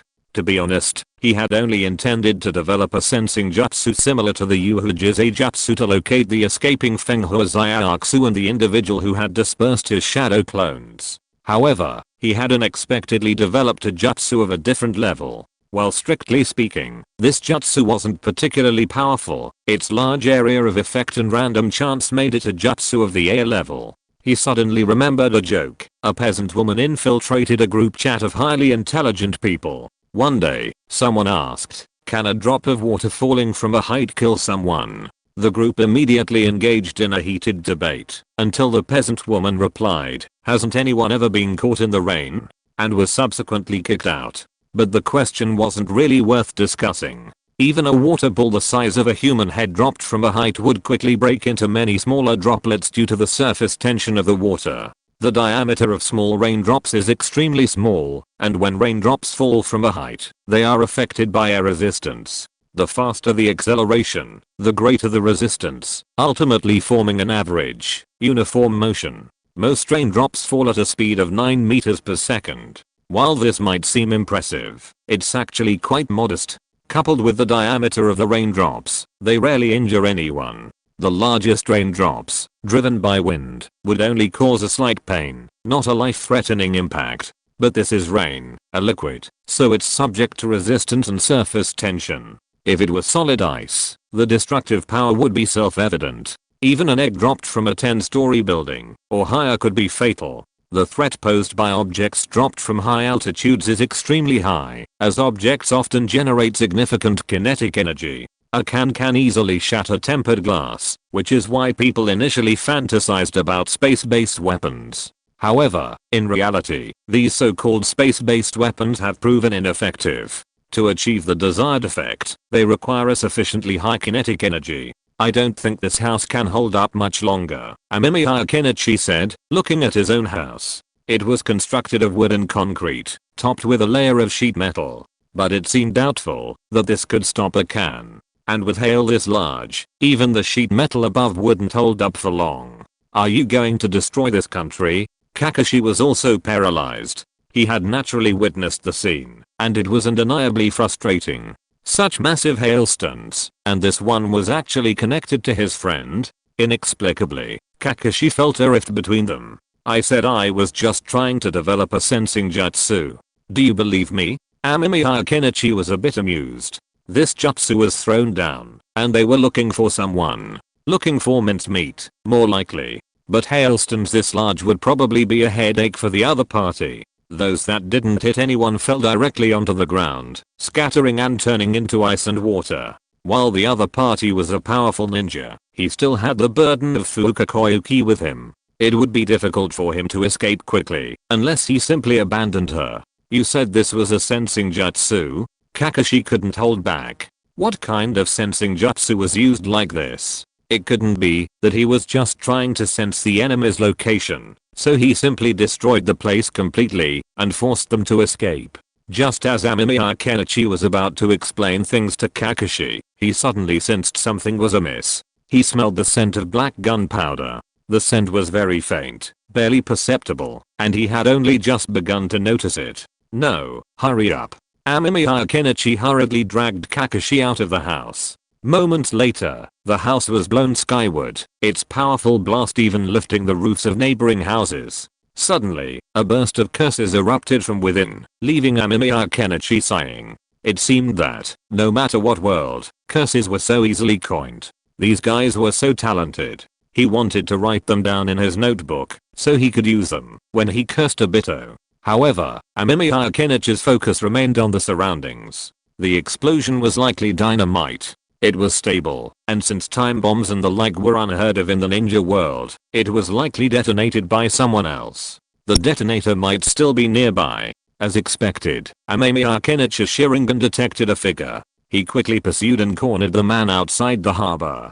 The man was an elderly man, his hair heavily graying, looking to be in his 50s or 60s. Instead of running away, he stopped. "Where's that girl?" Amemiya Kenichi eyed the man warily. His hair and beard were clearly well groomed, and he wore orange glasses and a slim-fitting white suit. Honestly, although he'd seen his attire in memories from his disbanded shadow clones, looking at him again now, he couldn't help but think he looked out of place. How should he put it? Most ninja in the ninja world wear simple, combat-focused clothing, but those who are strong enough have their own distinct aesthetic, like the members of the Akatsuki. But what caught Amemiya Kenichi's attention was the man's style, which, compared to the other man's, made him look more like a model, a fashionable old man, than a ninja. I'm busy sending Mid-Autumn Festival gifts and visiting my former teacher, so I'm very busy. I can only update twice for now. I will be able to resume the normal 10,000 updates in 2 days. I wish all readers a happy Mid-Autumn Festival in advance. Chapter 238, Troublesome Enemy. Young man, are you so determined to capture that little girl? The old man narrowed his eyes at Kenichi Amemiya, then slowly adjusted his shirt and collar. Kenichi Amemiya's mouth twitched. What's wrong with this old man? Your persona isn't some weird battlefield gentleman, is it? That persona is so outdated. Kenichi Amemiya had noticed a subtle sense of dissonance ever since the old man appeared. After all, the man's attire was so remarkably like a fashion icon from a past life that, if it weren't for the chakra surging through his body, he would have suspected he had traveled back in time. Kenichi, what did you just do? Kakashi looked at Kenichi Amemiya in confusion. He had no idea what Kenichi had been doing, but now it seemed he was also trying to capture that girl. Kenichi Amemiya glanced at Kakashi beside him. That girl holds a great secret, a secret that will completely change this country. Kenichi Amemiya didn't mind sharing it with Kakashi because he knew Kakashi's character. Even if Kakashi knew, he wouldn't be interested.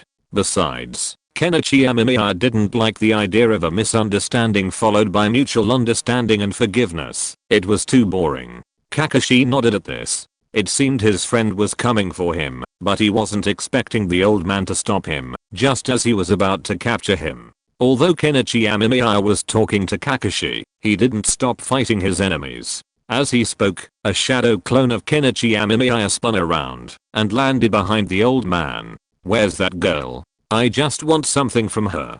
Kenichi Amemiya decided to negotiate first. The other party was quite powerful, and a fight would be difficult. Saving some effort was the best option. Then get the secret, and then kill her? The old man asked with a smile, then pulled a cigarette from his pocket, lit it, and began to smoke. Kenichi Amemiya's mouth twitched, realizing that he and the old man really didn't get along. If they didn't agree, there was no point in talking. So Kenichi Amemiya attacked without hesitation. Chakra gathered in his throat, but before Amemiya Kenichi could open his mouth to breathe out flames, a violent noise suddenly erupted. The noise was unbearably uncomfortable, like someone scratching a chalkboard against your ears in a huge bar. Goosebumps spread all over his body. Noisy old man. Amemiya Kenichi couldn't help but curse. Despite the discomfort, Amemiya Kenichi unleashed the powerful Senjutsu chakra enhanced Great Fire Extinguishing. Instantly, a powerful flame spread in all directions, raising the temperature even in the icy snow. Kakashi even felt a little hot, sweating all over, as if in a sauna. Ninjutsu of this level? The old man was stunned. From his sleeve, he pulled out something like a fork. He intended to use his most common fighting method to deflect the ninjutsu. But this was a Senjutsu level ninjutsu. How could it be so easily deflected? Even if the opponent deflected some of it, he was still engulfed by the flames. Kenichi Amemiya paused, his head instinctively turning as an unknown object flew past his ear and exploded behind him. Playing with explosives? I'm your ancestor. Kenichi Amemiya laughed in anger. This guy was actually playing with explosives? Just then, Kenichi Amemiya realized the other man wasn't dead, but was still working on something. Chidori. Kakashi rushed forward. Although he still had many questions to ask his friend, facing an enemy at this moment, Kakashi knew the difference. He could talk about it later after the fight. No, that's a fake. Kenichi Amemiya noticed the anomaly, but Kakashi had already rushed over. In a split second, Kenichi Amemiya quickly used his Senjutsu to cast the mist hidden jutsu. A thick fog instantly enveloped the surroundings, enveloping the other man. Kakashi, hearing Kenichi Amemiya's warning, quickly turned and passed by him. In the blink of an eye, he felt his hand touch something. You actually discovered something? The other person smiled and looked up at Amemiya Kenichi. Even after being struck by Kakashi's Chidori, the other person's body remained unchanged. In the mist, his form flickered. A virtual projection? Amemiya Kenichi frowned at the scene. This person wasn't a shadow clone, a substitution jutsu, or a transformation jutsu, but something else entirely. Amemiya Kenichi had noticed this person's fondness for playing with explosives. It made no sense for him to reveal such a flaw. Then, using his extraordinary sensing abilities under Sage Mode, he realized he wasn't a real person. He did have a physical form, but based on his favorite tricks, Amemiya Kenichi suspected they might have placed some explosives there. If an enemy rushed over, they'd be blasted in the face. The thought of Kakashi piercing a massive pile of explosives with a single Chidori was a beautiful sight. So, Amemiya Kenichi used the mist-hidden mist jutsu to cover that area, hoping to dampen the gunpowder. It seemed his gamble had paid off. Virtual projection? That's a rather fitting name, the other party said with a chuckle. Immediately afterwards, Kenichi Amemiya felt a gust of wind from behind him, followed by a slap on his shoulder and a needle piercing from it. But Kenichi Amemiya's body simply dissipated. Shadow clone. When? The old man was startled and instinctively tried to leave, but before he could, a pale green gas erupted from Kenichi Amemiya's body, and he felt a wave of control slipping away. Yellow spring flower poison? The old man quickly determined what it was and reached for his trouser pocket, but a kunai was pressed against his neck. What do you think would happen if I slashed it? Kenichi Amemiya smiled, standing behind the old man. If the carotid artery is severed, I'll immediately bleed profusely. Blood will spurt out about 1.8 meters, and I'll die from blood loss. The old man slowly raised his hands. Oh, you have high blood pressure? Amemiya Kenichi was a little interested. A normal person's blood wouldn't spray that high, usually only about 1.2 meters, and the highest was 1.6 meters. But then Amemiya Kenichi felt a stab in his stomach. Chapter 239 Three Ways Amado. Kenichi Amemiya looked down at his stomach, where 3 needles had been inserted. He also saw some liquid being injected. It was an unknown colorless liquid, but even if it were water, it would be extremely dangerous for a normal person. Even tap water contains numerous bacteria, and injecting it directly into the body could easily cause sepsis. It seemed the old man before him wasn't completely defenseless. Kenichi Amemiya wiped the man's neck without hesitation, but then realized the old man was just a shadow clone. As Kenichi Amemiya wiped the man's neck, the man's body instantly dissipated, thus revealing that everything he had said before was a lie. Kenichi Amemiya collapsed to the ground, looking weak. Stop pretending.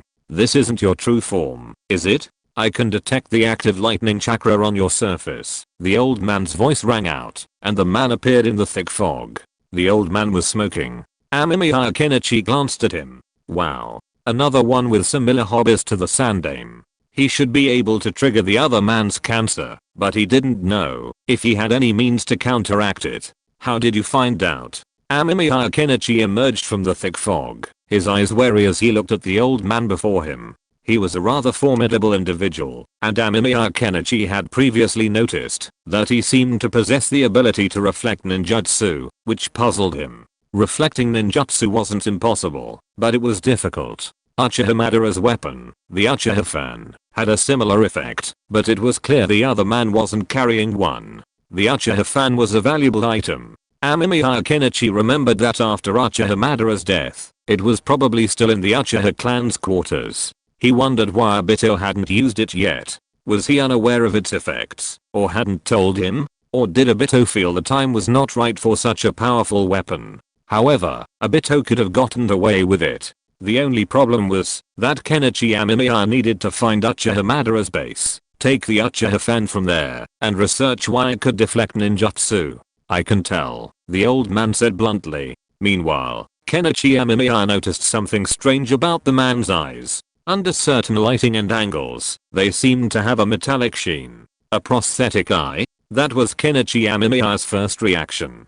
After all, it looked like a prosthetic eye. So-called prosthetic eyes were actually fake eyes, and they existed in his past life, but they were very different from real eyes. So, it was easy to tell. But now, the old man's eyes were perfectly normal. They moved, and even dilated and constricted depending on the light, just like a normal person's eyes. Unlike the prosthetic eyes from his past life, it was easy to tell they were fake, since most prosthetic eyes didn't move. Great fireball jutsu. Meanwhile, Kakashi, who had been watching for an opportunity, spotted the man's weakness and attacked. As Amemiya Kenichi watched, the old man suddenly produced a tuning fork-like object from his sleeve. An unpleasant noise followed, and he saw the man use the fork to deflect the incoming fireball jutsu.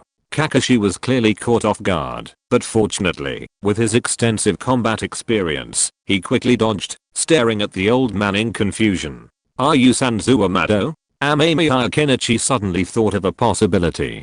Sanzu Amado, the one whose bounty was placed on him by the Snow Country's daimyo, Fukanuteo, was the Snow Country's chief scientist, and was said to have invented many remarkable things, such as the chakra-absorbing metal. While the old man didn't produce any chakra-absorbing metal, the tuning fork that deflected the jutsu didn't seem like something an ordinary person could possess. It was even possible that Amemiya Kenichi had never seen such combat methods on ninja tools before him, suggesting that this item was likely unique to him. So, Amemiya Kenichi wondered if the man was the wanted Snow Country's chief scientist, Sanzu Amado. "Oh, you know me. It was the usurper who issued the bounty on me," Sanzu Amado admitted bluntly, shrugging his shoulders with a nonchalant expression. Amemiya Kenichi was instantly intrigued. Sanzu Amado seemed to possess a profound scientific background. Just looking at his unique weapon and the chakra-absorbing metal he'd crafted, it was clear he was no ordinary figure. "Are you a scientist too?" Amemiya Kenichi waved his hand, dispelling the dense fog. He then pulled out a table and chairs from his ceiling scroll, placed them on the snow, and gestured for an invitation. Surprisingly, Sanzu Amado actually came over, pulled out a chair, sat down, and quite naturally pulled out a simple heating device to brew coffee. Coffee? Kakashi, standing nearby, felt a little out of touch with the times. Hadn't he just been fighting for his life? Why were they suddenly sitting down to chat? Even making coffee? "I'm a scientist, and so are you?" Sanzu Amado looked at Amemiya Kenichi with interest. Though not very old, he was surprisingly powerful. "Well, I'm Amemiya Kenichi, a ninja, and a man on the path of truth." Amemiya Kenichi nodded. He hadn't expected that following Kakashi out would not only lead to finding Fenghua Zaiatsu, but also to encounter Sanzu Amado, a scientist who seemed even more powerful than he'd imagined. So, Amemiya Kenichi and Sanzu Amado began chatting, their conversation quickly becoming incomprehensible to Kakashi. "Coffee, please," Sanzu Amado said, still in the mood to pour Kakashi some coffee. Kakashi took it, bewildered. It was hot. Chapter 240, Different Memories, but still the same person? "Mr. Amemiya, do you think that for a human being, if their memories are different, but their bodies are the same, they are still the same person?" Sanzu Amado asked. Amemiya Kenichi was stunned for a moment. The question was quite interesting. Kakashi, who was sitting nearby, was also drinking coffee. He noticed that Kenichi was also drinking. Since Kenichi was drinking, it meant it wasn't a big deal and he could drink. However, upon hearing this question, Kakashi looked at Sanzu Amado with some curiosity. Why did his question seem so profound? I think it's difficult to say. If the body is the same, but the memories are completely different, then to some extent, they wouldn't even consider themselves the same person. Kenichi Amemiya shrugged and took a sip of his coffee. The coffee tasted quite good. "Your question reminds me of a condition called split personality disorder. People with this condition develop 2 or more personalities," Kenichi Amemiya said with a smile. Split personality disorder is actually the same as schizophrenia, a condition often heard of in previous lives.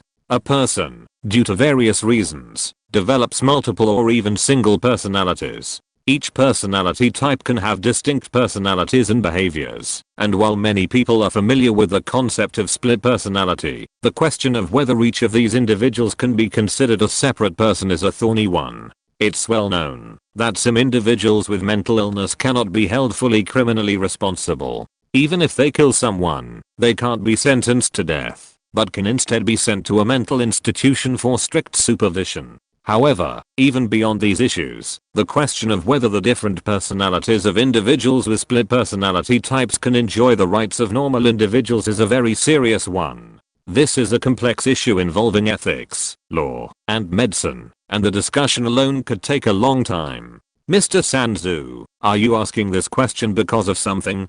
Amemiya Kenichi looked at Sanzu Amado curiously. He didn't think the question was unfounded. It must have some specific purpose. I had a friend who used to be very close to me, but he lost his memory due to illness, and his personality is completely different now. Sanzu Amado hesitated, then briefly explained. Amemiya Kenichi raised an eyebrow. Are you sure it's your friend, not you? After listening to Sanzu Amado's words, he finally understood what was happening. Simply put, Sanzu Amado was facing a very difficult problem. The friend he was talking about was still his friend, but their personality was completely different. This was a bit unacceptable to Sanzu Amado, so he kept searching for a solution. This gave Amemiya Kenichi a way to attract him to his side. After all, during their conversations and battles, Amemiya Kenichi had seen that Sanzu Amado was very capable. And most importantly, he was also a very talented scientist. The device he had invented that could deflect ninjutsu alone made Amemiya envious. He also had his own opinions on some issues, and Amemiya Kenichi felt that, even if he couldn't let him join his laboratory, he couldn't let him leave just like that. Mr. Sanzu, I personally have some experience with memory in the soul, Amemiya Kenichi said, smiling at Sanzu Amado. This man's scientific expertise was undoubtedly impressive, and bringing him to his side was naturally the best choice. Really? Sanzu Amado raised an eyebrow, then took a sip of coffee, and said nothing more. Amemiya Kenichi understood what he was trying to say. He probably wanted him to show some results. After all, empty words without proof were not enough. Is your friend dead now? Amemiya Kenichi asked. He did have some other things to show, but from what he said, he also saw something fishy. Sanzu Amado was paying too much attention to this so-called friend. Dead. Sanzu Amado was silent for a moment, then nodded. His friend was indeed dead. Do you have some body tissue? If you give it to me, I can revive your friend for a short period of time. Amemiya Kenichi stated his current plan directly. He was planning to use the method of impure world reincarnation to recruit Sanzu Amado, and frankly, impure world reincarnation was very useful. Resurrection? In a short time. Sanzu Amado looked at Amemiya Kenichi in surprise. He had some knowledge of ninjutsu, but as far as he knew, there weren't any that could resurrect someone. Yes, in a short time. Actually, not very short. It can usually last for several days, provided your friend wants it, Amemiya Kenichi added. One problem with impure world reincarnation is that the deceased cherish the Pure Land very much, like it's their second home. Therefore, most of the resurrected dead prefer to stay there, rather than in the living world. Sanzu Amado didn't immediately agree. He was lost in thought. Amemiya Kenichi didn't seem to be pushing him, simply sitting in a chair with his hands folded, sipping the coffee he'd brewed.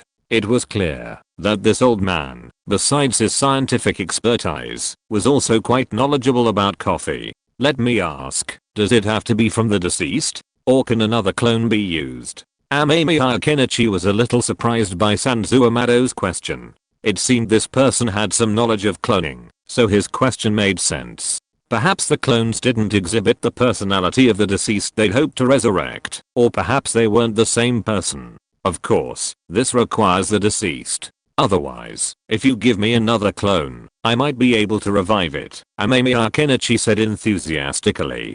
Kakashi looked at his friend with a complicated expression. Was it really okay to discuss this in front of him? Kakashi was a little conflicted. Normally, this kind of thing needed to be included in the mission report and reported to the Hokage. Kakashi simply went to stretch his legs. Chapter 241. The coming of war can also be judged from the fluctuation of prices. Will it work? Sanzu Amado asked nervously. Kenichi Amemiya scratched his head nearby, then glanced at him. Honestly, he hadn't expected him to wear his daughter's hair.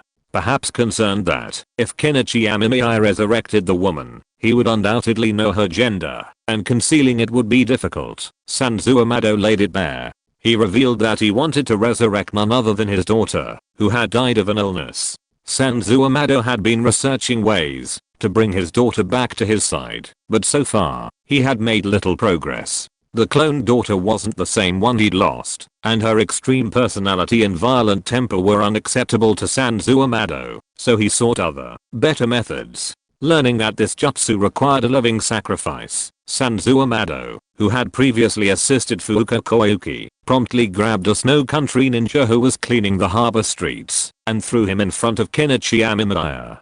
Don't worry, this jutsu will definitely succeed. The only question is whether your daughter will accept it after she's resurrected. Amemiya Kenichi waved his hand. He wasn't worried about the possibility of resurrection. Since the forbidden technique of impure world reincarnation was developed, there hadn't been a single failure, and Amemiya Kenichi didn't think it would fail. Furthermore, the one being resurrected this time was just a little girl, the daughter of Sanzu Amado, not some powerful figure. If it were a genius ninja like Uchiha Madara or the first and second demon, Amemiya Kenichi would have been concerned. But with Sanzu Amado's daughter, the chances of failure were practically zero. As Amemiya Kenichi completed the impure world reincarnation rituals, he clapped his hands, and a coffin rose from the bottom. As it opened, a girl emerged, Akibi. Amado's eyes flushed as he looked at his daughter. Amemiya Kenichi's mouth twitched. The name was truly a bit of a mouthful.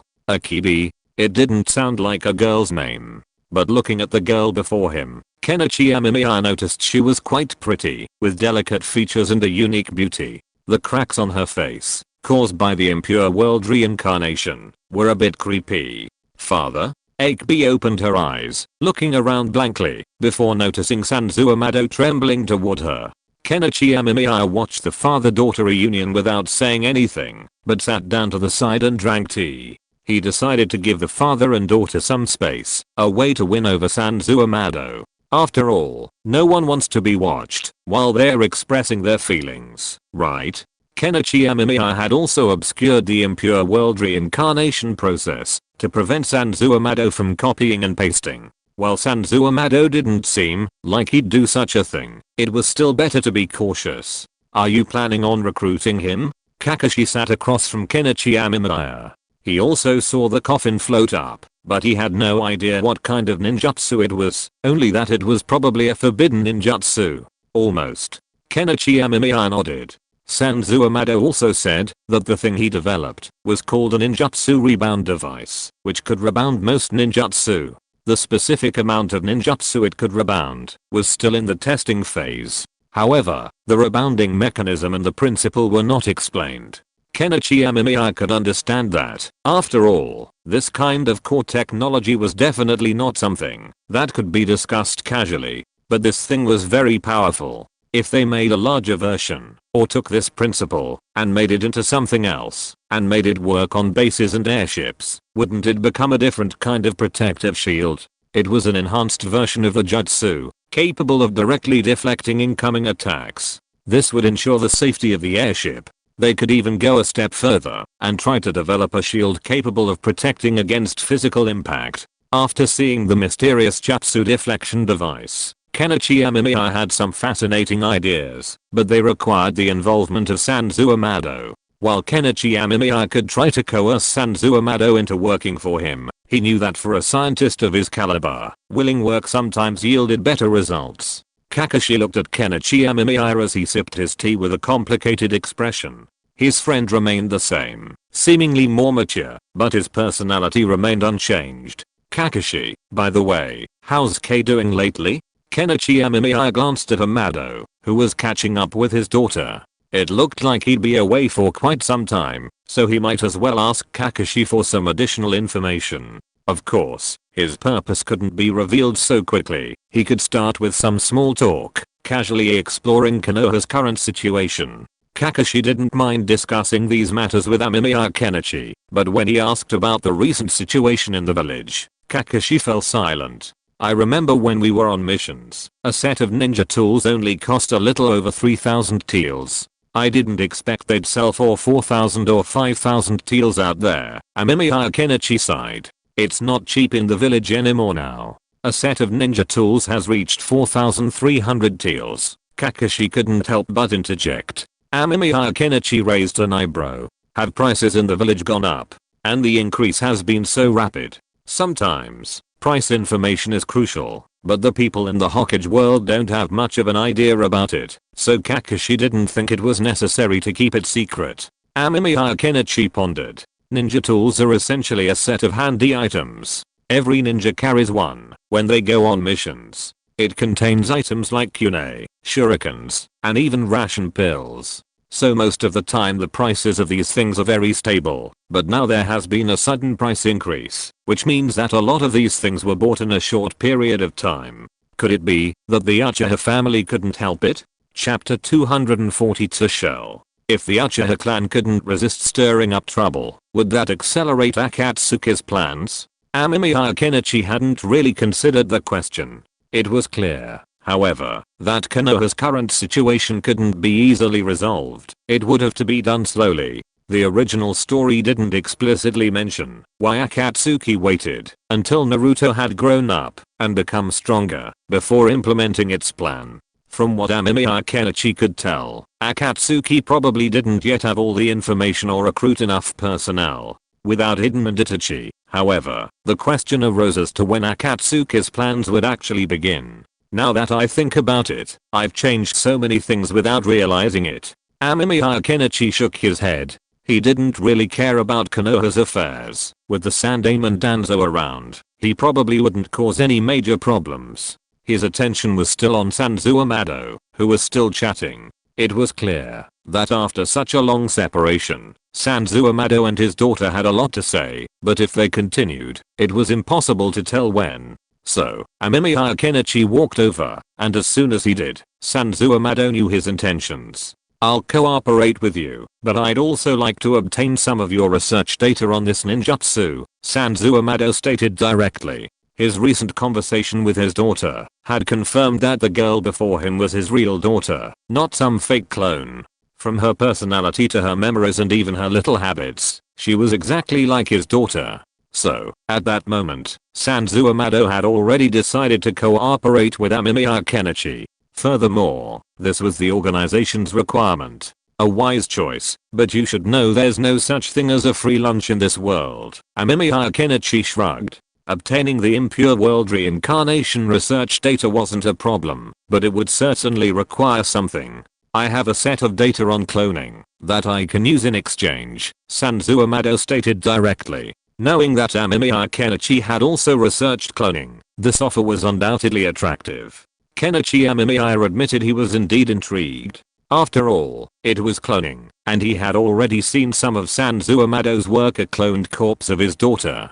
It looked identical to the target of his impure world reincarnation. According to Amado, the only problem with these clones was that they lacked their previous memories and had personality issues. Their growth rate was astonishing, reaching adulthood within 3 months, but their aging cycle was also very rapid. After a year, they were essentially unable to maintain combat effectiveness, a problem he was currently facing with cloning. Upon hearing this, Kenichi Amemiya decided to take possession of the cloning information. After all, Sanzuamado's research surpassed both his own and his teachers, and with this information, Kenichi Amemiya could explore other areas of research. Anything else? However, Kenichi Amemiya decided to negotiate the price. Sanzuamado was clearly very interested in impure world reincarnation, and perhaps he could get more from him, such as the design concept and schematics of the ninjutsu rebound device, ninjutsu repulsion device, but I won't give it to you until my daughter is fully revived. Sanzuamado clearly understood what it was about him that captivated the man before him. Seeing this, Amemiya Kenichi stopped talking. These items were more than enough for the exchange, and the other items could be acquired later. He wasn't in a hurry. He didn't know what his teacher would think of this, but he felt that once he knew of Sanzuamado's research, he wouldn't object. However, to avoid letting a minor issue jeopardize their relationship as mentor and disciple, Amemiya Kenichi decided to take Sanzuamado with him to find him, and also to visit Fenghua Zaiatsu. As for Kakashi, he didn't choose to go with Amemiya Kenichi, and Amemiya Kenichi didn't force him to stay. He knew Kakashi's character. If he'd decided to leave, he wouldn't stay. Seeing this, Amemiya Kenichi could only bid Kakashi farewell. I hope we won't be enemies next time we meet, Kakashi said, looking at his friend with a helpless smile. He briefly considered taking Kenichi Amemiya back with him, but quickly realized he was no match for his friend, so Kakashi abandoned the idea. He planned to return with some intelligence, specifically information about the Snow Country. As for Kenichi Amemiya and Orochimaru, he would pretend he knew nothing about them. Otherwise, he would have to explain, which would be very troublesome. Furthermore, there were no Konoha spies in the Snow Country, so he didn't have to worry about being discovered. Sanzuamado's eyes were a little cryptic as he watched Kenichi Amemiya walk beside him. He had previously joined a mysterious organization called Kara, where he had been assigned new missions. These included joining ninja villages in various countries, acquiring the latest technological research, and bringing it back to the organization. Sanzuamado was one of those missions. This time, he was ordered to join the Snow Country and help its scientists complete the research and synthesis of chakra-absorbing metals. His next goal was to identify other high-tech talents. The focus was on Orochimaru, the former Sannin of Konoha, and his disciple Kenichi Amemiya. So, upon learning that the man before him was none other than Kenichi Amemiya, Sanzuamado decided to find a way to join Kenichi Amemiya and gain access to their latest scientific research. However, what he didn't expect was that, compared to the organization, which was still at the stage of resurrecting your daughter upon achieving your goal, Kenichi Amemiya had already come up with a solution to his current situation. The moment he saw his daughter, Sanzuamado almost burst into tears. After losing his daughter for so long, this was the first time he had been able to speak to her so quietly and see her smile. Since Kenichi Amemiya could offer him a more attainable dream, the importance of the organization wasn't as high. Let's wait and see. If they don't have a complete resurrection method, then I will. Sanzuamado quickly followed Kenichi Amemiya.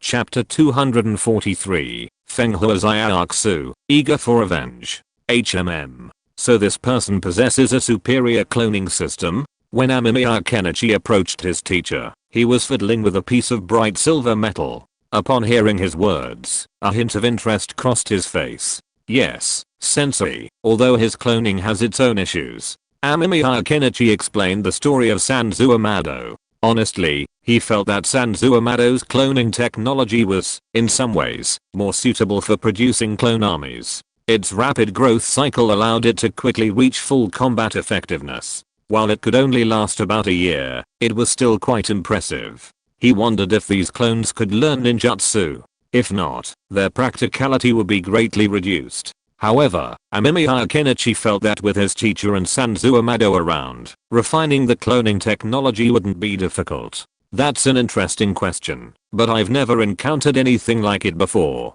The teacher instantly stood up.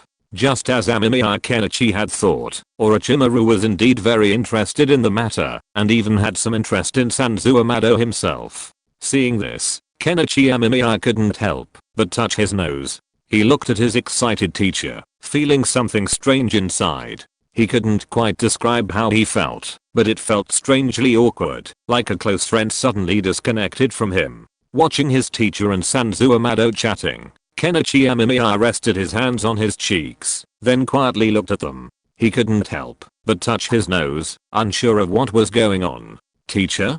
Kenichi Amemiya looked at his teacher thoughtfully. Honestly, when they were together, he'd been more wary and cautious of Orochimaru. But as time went on, Kenichi developed a certain trust in him. After all, Orochimaru was a very good teacher. Ever since his teacher changed bodies, Kenichi Amemiya had noticed he seemed to pay even more attention to her, which puzzled him. Why was this? Was it because she matched his aesthetic? Or was he simply unable to resist cute blondes? Once we've completed our research on the Sharingan, perhaps it's time to begin studying the soul. Amemiya Kenichi narrowed his eyes. He wasn't sure what his feelings were for his teacher, but he thought perhaps a quick experiment would be a good start to help him think about the issue. So, Fuka Koyuki, can you tell me about your ki? Amemiya Kenichi decided not to look at his teacher anymore. He turned to look at Fuka Koyuki beside him and asked. Fuka Koyuki had found it while passing by the port. Sanzuamado hadn't had any objections this time, simply observing silently. After all, compared to his own daughter, he couldn't feel any sympathy for a stranger. I really don't know what this key is for. Fuka Koyuki lowered her head, not daring to look at Amemiya Kenichi. She pinched the corner of her clothes, extremely nervous. Amemiya Kenichi's mouth twitched. How could he act like a pervert? He had to remember that when he read manga before, it was always the pure love section, not the sister section. Just give it to me. Of course, I'll help you get revenge as a reward. Amemiya Kenichi rubbed the brat's head, feeling both amused and embarrassed. From the moment he saw him, he hadn't intended to use any ruthless force. After all, he was so young. Moreover, compared to Fenghua and Uteo, who had killed his brother, based on a rumor, Amemiya Kenichi felt that Fenghua Zaiatsu was more suitable to be the ruler of this country. Of course, she was a little younger now, but that didn't matter. Fenghua Zaiatsu's youth made her more suitable for him to manipulate the situation from behind the scenes. Of course, Amemiya Kenichi had no interest in the political power of the snow country. His only interest lay in this thawed land and the magical plants it contained, such as the yellow spring flower. This stuff was a valuable asset. After obtaining information about the Snow Shinobi village, Amemiya Kenichi confirmed that it could be used as an anesthetic, as long as it was not overdosed. Overdose could induce muscle lysis and cardiac arrest, but the treatment was very simple. The technique of extracting the thin wound would be enough. While the solution was incredibly simple, that didn't mean the yellow spring flower was useless. After all, even a fraction of a second on the battlefield could determine the outcome of a battle. Therefore, it could be used as a minor tactic to achieve victory, or perhaps even incorporated into the hidden mist technique, developing it into a large-scale anesthetic jutsu, allowing the enemy general to be unaware. Revenge? Really? Fenghua Zaiatsu suddenly leaped to her feet, eagerly grasping Amemiya Kenichi's hand and demanding, her large eyes filled with anxiety. Amemiya Kenichi fell silent, suddenly realizing a problem. To him, Fenghua Uteo was merely a piece of trash to be easily killed, a pawn to be exchanged for what he needed. But to Fenghua Zaiatsu, she was the murderer of her father. It was like the 3 great wars in the ninja world to date. Each war had resulted in countless deaths. The cage of each village calculated gains and losses, discussed the outcome, but the dead were merely numbers. Little did they know that behind these numbers, countless hatreds were brewing. Kenichi Amemiya felt that in such an environment, the birth of someone like Yahiko Nagato was not a strange thing. Hatred brewed into a strong and fragrant poisonous wine. Well, I will help you kill Fenghua Uteo and all those who participated in the rebellion. Kenichi Amemiya nodded seriously. Fenghua Zaiatsu was so excited that she burst into tears. She was trembling, with red eyes, and handed the hexagonal crystal she had treasured to Kenichi Amemiya. Is this it? My father only gave me this thing. Fenghua Zaiatsu handed the hexagonal crystal in her hand to Kenichi Amemiya, asking excitedly. Kenichi Amemiya nodded when he saw this. It was indeed this thing. Although it was said to be a key to open the door, this thing was not really made to look like a key, but a unique piece of crystal. Kenichi Amemiya remembered this thing. Okay, I will fulfill our agreement and help you get revenge. Kenichi Amemiya smiled and rubbed Fenghua Zaiatsu's head. If you're listening to this novel on a channel other than Fanfic World, it means they downloaded and uploaded it without effort. We cordially invite you to visit our channel, Mundo Fanfic Novelos. There you'll find the original version of this story and you can explore many other novels of various genres. We're waiting for you to immerse yourself in a world of incredible novels. Chapter 244, Immortal Technique. Thunder Escape. Thunder.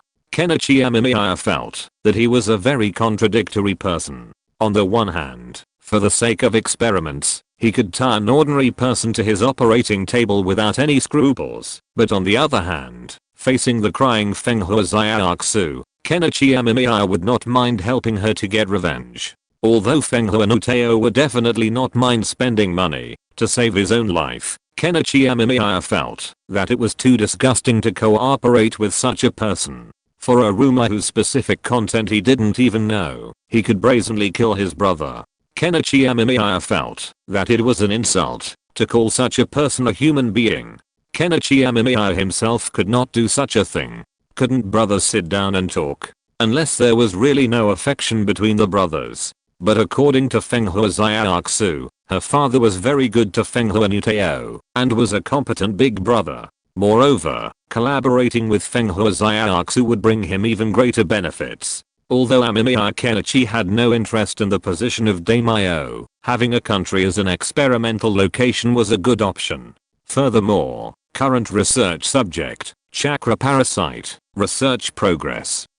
99.93%. Research was nearly complete, and Amemiya Kenichi needed a place to conduct experiments to determine the true nature of this rumored ancient parasite. Honestly, he hadn't paid attention to this research for a long time, and it was almost nearing its end. To temporarily avoid public scrutiny, Amemiya Kenichi needed to find a relatively secluded location to conduct his experiments, testing the effects of this chakra parasite on both ordinary people and ninjas, before deciding how to use it. Amemiya Kenichi glanced at his teacher, who was still chatting with Sanzo Amado. He seemed quite engaged, likely because he had met a scientist of equal caliber, which was why he was so active. There's no need to bother the teacher with this.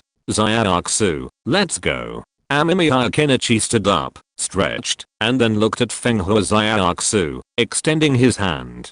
Fenghua Zayatsu grasped it tightly. Where are we going? Fenghua Zayatsu had a rough idea of what Amemiya Kenichi meant, but when the time came to actually go, she still felt a bit surreal. Could she avenge her father so soon? Amemiya Kenichi looked at Fenghua Zayatsu. Her hand was trembling, even as he held it. The little girl stared at him intently, as if begging him to say what she wanted to hear. Send Fenghua Nuteo on his way, Amemiya Kenichi said with a chuckle. A mere worthless daimyo of the snow country. Even if he died, it wouldn't cause any ripples in the 5 great nations. Even if everyone in the snow country died, the 5 great nations wouldn't care. A flash of tears flashed through Fenghua Zayatsu's eyes. She sniffed hard, then opened her eyes wide, suppressing the tears that threatened to burst out. Then, Amemiya Kenichi walked out, holding the little Fenghua Zayatsu's hand. Orochimaru naturally noticed, even overhearing the conversation between his disciple and Fenghua Zayatsu, but she didn't care. It was just Fenghua Nuteo, dead or alive. Sanzo Amado, standing nearby, glanced at Amemiya Kenichi and Fenghua Zayatsu, his lips curling up slightly. Although he didn't really care about such things, Amemiya Kenichi's action still resonated with him. Everyone dislikes being friends with good people, as they don't have to worry about being stabbed in the back. While bad people can achieve their goals, they can only cooperate with them, not become close friends. Mr. Amado, regarding the issue of genetics, what are your thoughts on genetic programming? Orochimaru asked Sanzo Amado, whom he had just discussed genetics. Her student, Kenichi Amemiya, had been stuck in this area for a long time, and Orochimaru, as his teacher, felt the need to help his unsuccessful student. The biggest problem with genetic programming is how to insert genes without causing genetic collapse in the experimental subject. Upon hearing this question, Sanzo Amado instantly perked up. Solving this problem had troubled him for a long time. The Snow Shadow Building, a luxurious 3-story structure, was surrounded by a number of guarding ninjas. The attire of these ninjas made Kenichi Amemiya smile, as their appearance was almost an exact replica of the attire of Konoha's ANBU. Even the masks on their faces were identical to those of Konoha's ANBU, which made Kenichi Amemiya shake his head. Although Konoha might seem a little outdated at times, it was still very influential. The fact that the snow country, so far away, was imitating Konoha's style was truly indescribable. Let's go, we can just go in. Amemiya Kenichi approached calmly. He had already confirmed the strength of the snow country's ninjas. The strongest were probably the 3 who had attacked Kakashi earlier. Their combined strength was likely at the level of an elite jonin. But any single one wouldn't be enough, and even an elite jonin wouldn't be a match for Amemiya Kenichi. Unless a cage-level warrior emerged from the snow country, and could such a tiny nation possibly possess one? Of course not. Is this okay? Fuka Koyuki asked hesitantly, a little nervous. After all, wouldn't it be too dangerous to just walk in? Of course. Amemiya Kenichi leisurely took Fuka Koyuki's hand, and walked to the door of the snow cage building. Just as they were inside, they were stopped by 2 ninjas.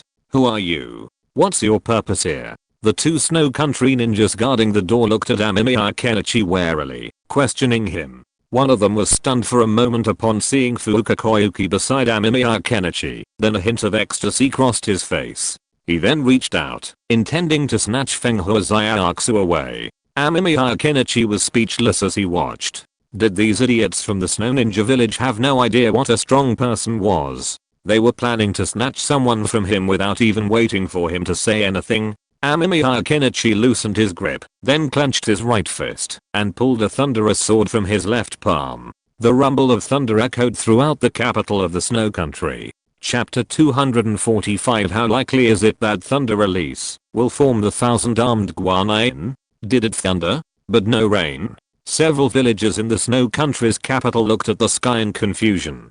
They had indeed heard thunder resounding throughout the Snow Country capital, but they saw no dark clouds, nor did they feel any rain. Maybe it was a dry thunderbolt? Another person asked uncertainly. Meanwhile, inside the Snow Shadow building, the two ninjas who had been blocking their path lay dead on the ground. Amemiya Kenichi, holding Fenghua Zaiatsu's hand, stepped over their bodies. Fenghua Zaiatsu couldn't help but glance down. The two ninjas who had just tried to grab her were now lying on the ground, covered in black. This filled Fenghua Zaiatsu with fear, and she grabbed Amemiya Kenichi's hand, holding it tightly. Who are you? This is the Snow Shadow building. Several ninjas from the hidden snow village rushed out, shouting in a timid voice. However, once Amemiya Kenichi, holding the thunder sword in one hand, and leading Fenghua Zaiatsu over, the ninjas all fled. Are you kidding? They had just seen the guy in front of them kill people. His strength was too terrifying. They were definitely no match for him. Furthermore, Fenghua Nuteo, the Daimyo and Snow Shadow, had only been in office for a short time. Expecting him to have so many loyal subordinates was a bit far-fetched. Sir, what do you mean by this? It would be a bit far-fetched to say that Fenghua Nuteo was completely unaware of such a commotion. So when Amemiya Kenichi took Fenghua Zaiatsu's hand and went up to the second floor, Fenghua Nuteo and the three ninjas he had just met were already waiting there. Fenghua Nuteo looked at Amemiya Kenichi with a gloomy expression. He naturally saw Fenghua Zaiatsu, his little niece, holding his hand. When Fenghua Nuteo saw him, a hint of greed flashed in his eyes, but he also looked at Amemiya Kenichi with fear. The man in front of him was very dangerous. Lord Fenghua Nuteo, I'm only here to help this little girl get back something that originally belonged to her. Amemiya Kenichi wasn't wearing his mask or Akatsuki uniform, so Fenghua Nuteo naturally didn't recognize him. After all, this time he had directly killed his employer, and if word got out it would have some impact. So to avoid any problems, Amemiya Kenichi didn't wear a Akatsuki uniform, so he wouldn't be recognized. What do you mean by something that belongs to her? This world is ruled by the strong. I'm only taking what belongs to me. What do you want? Money? Or a great treasure? Fenghua Nuteo's face turned ugly. He had never encountered such nosy people before. Amemiya Kenichi curled his lips. He really couldn't understand these people. He had come to their door to kill them, so did they think he was here to ask for money? How could that be possible? These people were just too talkative. If they wanted to fight, they would just fight. Why bother talking so much? However, the fighting styles of Fenghua Nuteo and the three behind him were quite interesting. They might even possess ice release Kekkei Genkei. After all, those three ninjas used ice release in their combat. If possible, they could draw a tube of blood from them after the battle. Then, they could build a gene bank, or keep one alive for convenient experiments. A dense stream of lightning streaked across the corners of Amemiya Kenichi's eyes. These guys before him weren't difficult to deal with, but if they wanted to finish them off in one fell swoop without losing, they would need to be serious. Otherwise, losing in front of Fenghua Zaiatsu would be embarrassing. Horned Whale. Iceberg Dance. Before Amemiya Kenichi could even launch a move, the other guys attacked first. Seeing the massive creature crash through the Snow Shadow building and leap towards him, Amemiya Kenichi couldn't help but exclaim in amazement.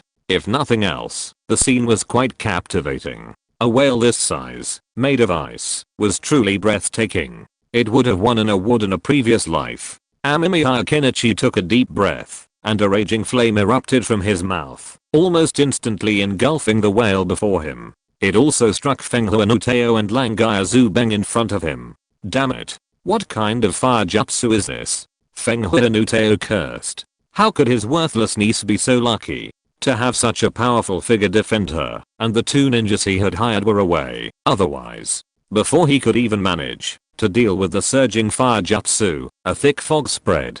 Before Fenghua no Teo could react, he saw a glowing ball of lightning fly in and instantly disintegrate. Wait, if the first generation could use would release ninjutsu to construct a giant 1000-armed Avalokitesvara, could I also use lightning release ninjutsu to create something colossal now? Outside the dense fog, Kenichi Amemiya listened to the screams, lost in thought. He then created a shadow clone to protect Fenghua Zaiatsu, then told her to wait nearby while he began experimenting with lightning release to create the object he desired. The thick fog gradually dissipated with scattered lightning, and Fenghua no Teo and Langai Azubeng collapsed to the ground. Fenghua no Teo's eyes were filled with despair. What was going on with that powerful being outside? Wasn't their strength a bit too extraordinary? And why would a formidable being like that help his worthless niece? Was it really after that great secret treasure? But as the fog completely dissipated, Fenghua no Teo was stunned to see a giant sword made of lightning appear before them, hovering above them. It's a bit ugly, but there's nothing we can do about it. After all, it's difficult for something like thunder release to form a stable shape directly. Amemiya Kenichi sighed. He originally wanted to create a lightning giant, but there was no way. This thing was too difficult to condense into shape. So in the end, he could only make a sword, and it was a very rough sword, the kind that even a dog would shake his head at. Looking at the terrified Fenghua no Teo and Langai Azubeng who closed their eyes and waited for death, Amemiya Kenichi couldn't help but smile. He suddenly thought of something, and then walked to Fenghua no Teo's side, looking down at this ambitious man, who looked at him unwillingly. Actually, the great secret treasure you want is just a heater that can make some of the permafrost in this country habitable. Fenghua no Teo's face was as hen.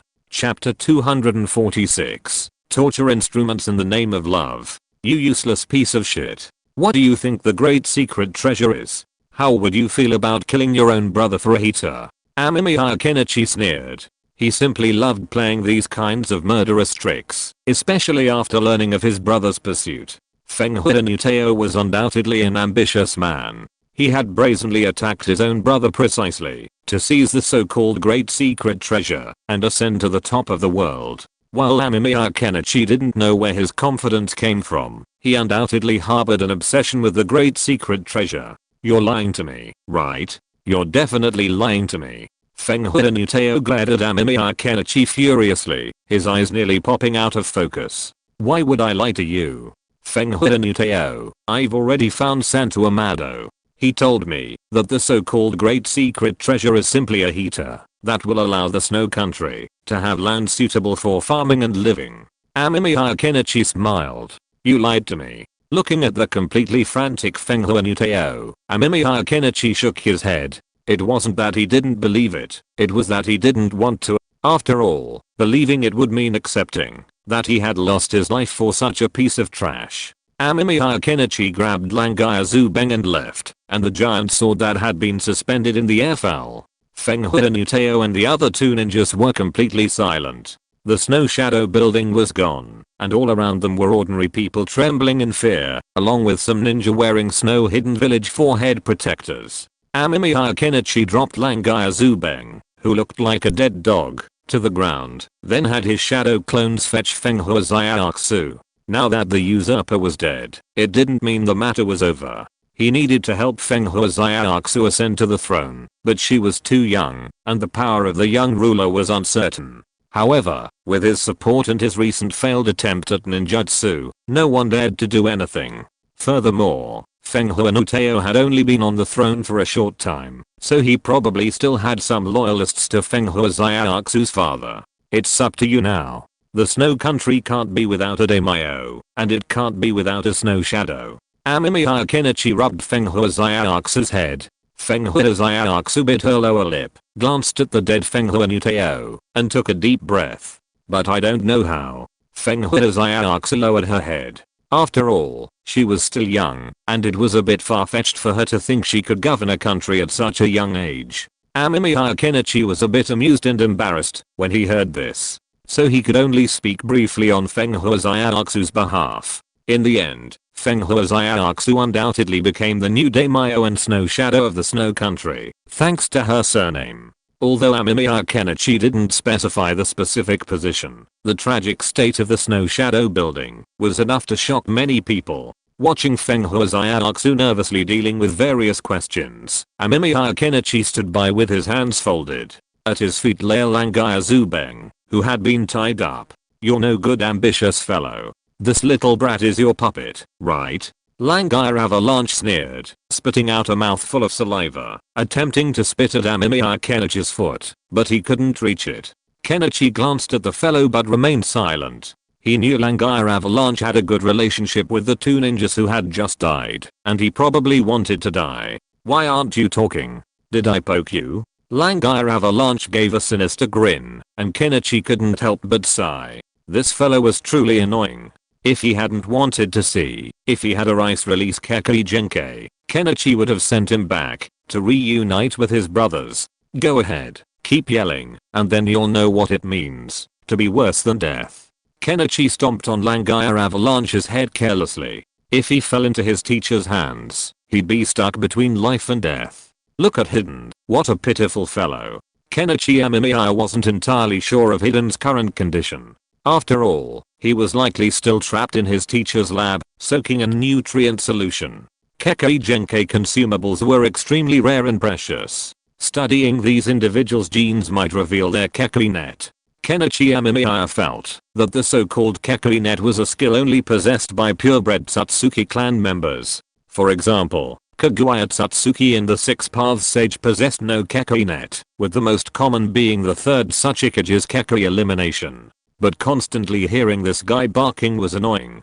Kenichi Amemiya thought for a moment, then slapped him in the stomach. A weak electric current penetrated, causing his abdomen and intestines to spasm. Watching Langaya Avalanche roar in pain, Kenichi Amemiya smiled. "You know what? Some people used to say this torture device was invented to allow men to experience the pain of childbirth under the guise of letting husbands empathize with their wives.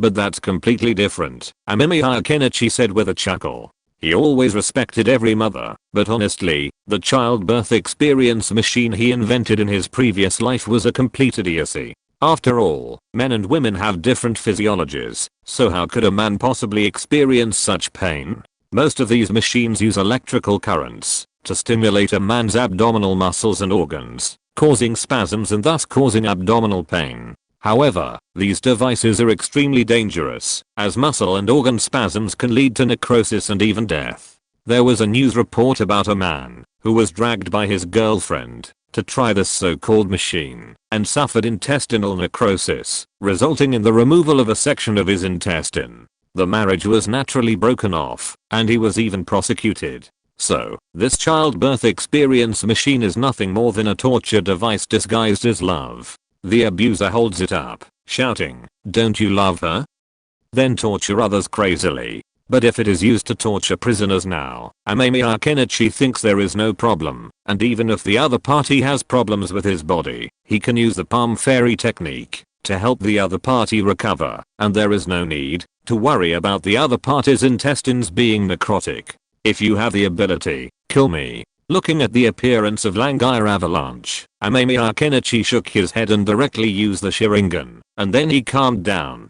"Don't try this thing casually, you will really end up in the hospital." Chapter 247 Fame. Are you planning to build a laboratory in this country? When Kenichi Amemiya found his teacher Orochimaru, he was drinking tea, and Sanzu Amado, who was sitting next to him, was also drinking tea. The capital of the snow country was calm at the moment. Most people in the capital of the snow country did not have any opinions about the changes in the daimyo and cage. After all, as long as it did not affect their actual lives, they rarely cared who the ruler was. This was also the opinion of most ordinary people. After all, unless the new ruler was going to do something unacceptable, they would not care about the change of regime. This made Kenichi Amemiya feel much more relaxed. He only needed to intimidate those ninjas who had participated in the rebellion. Moreover, as the daughter of the former daimyo, Kazuhana Koyuki still had the advantage in name. What's more, some ninjas were still loyal to the former daimyo.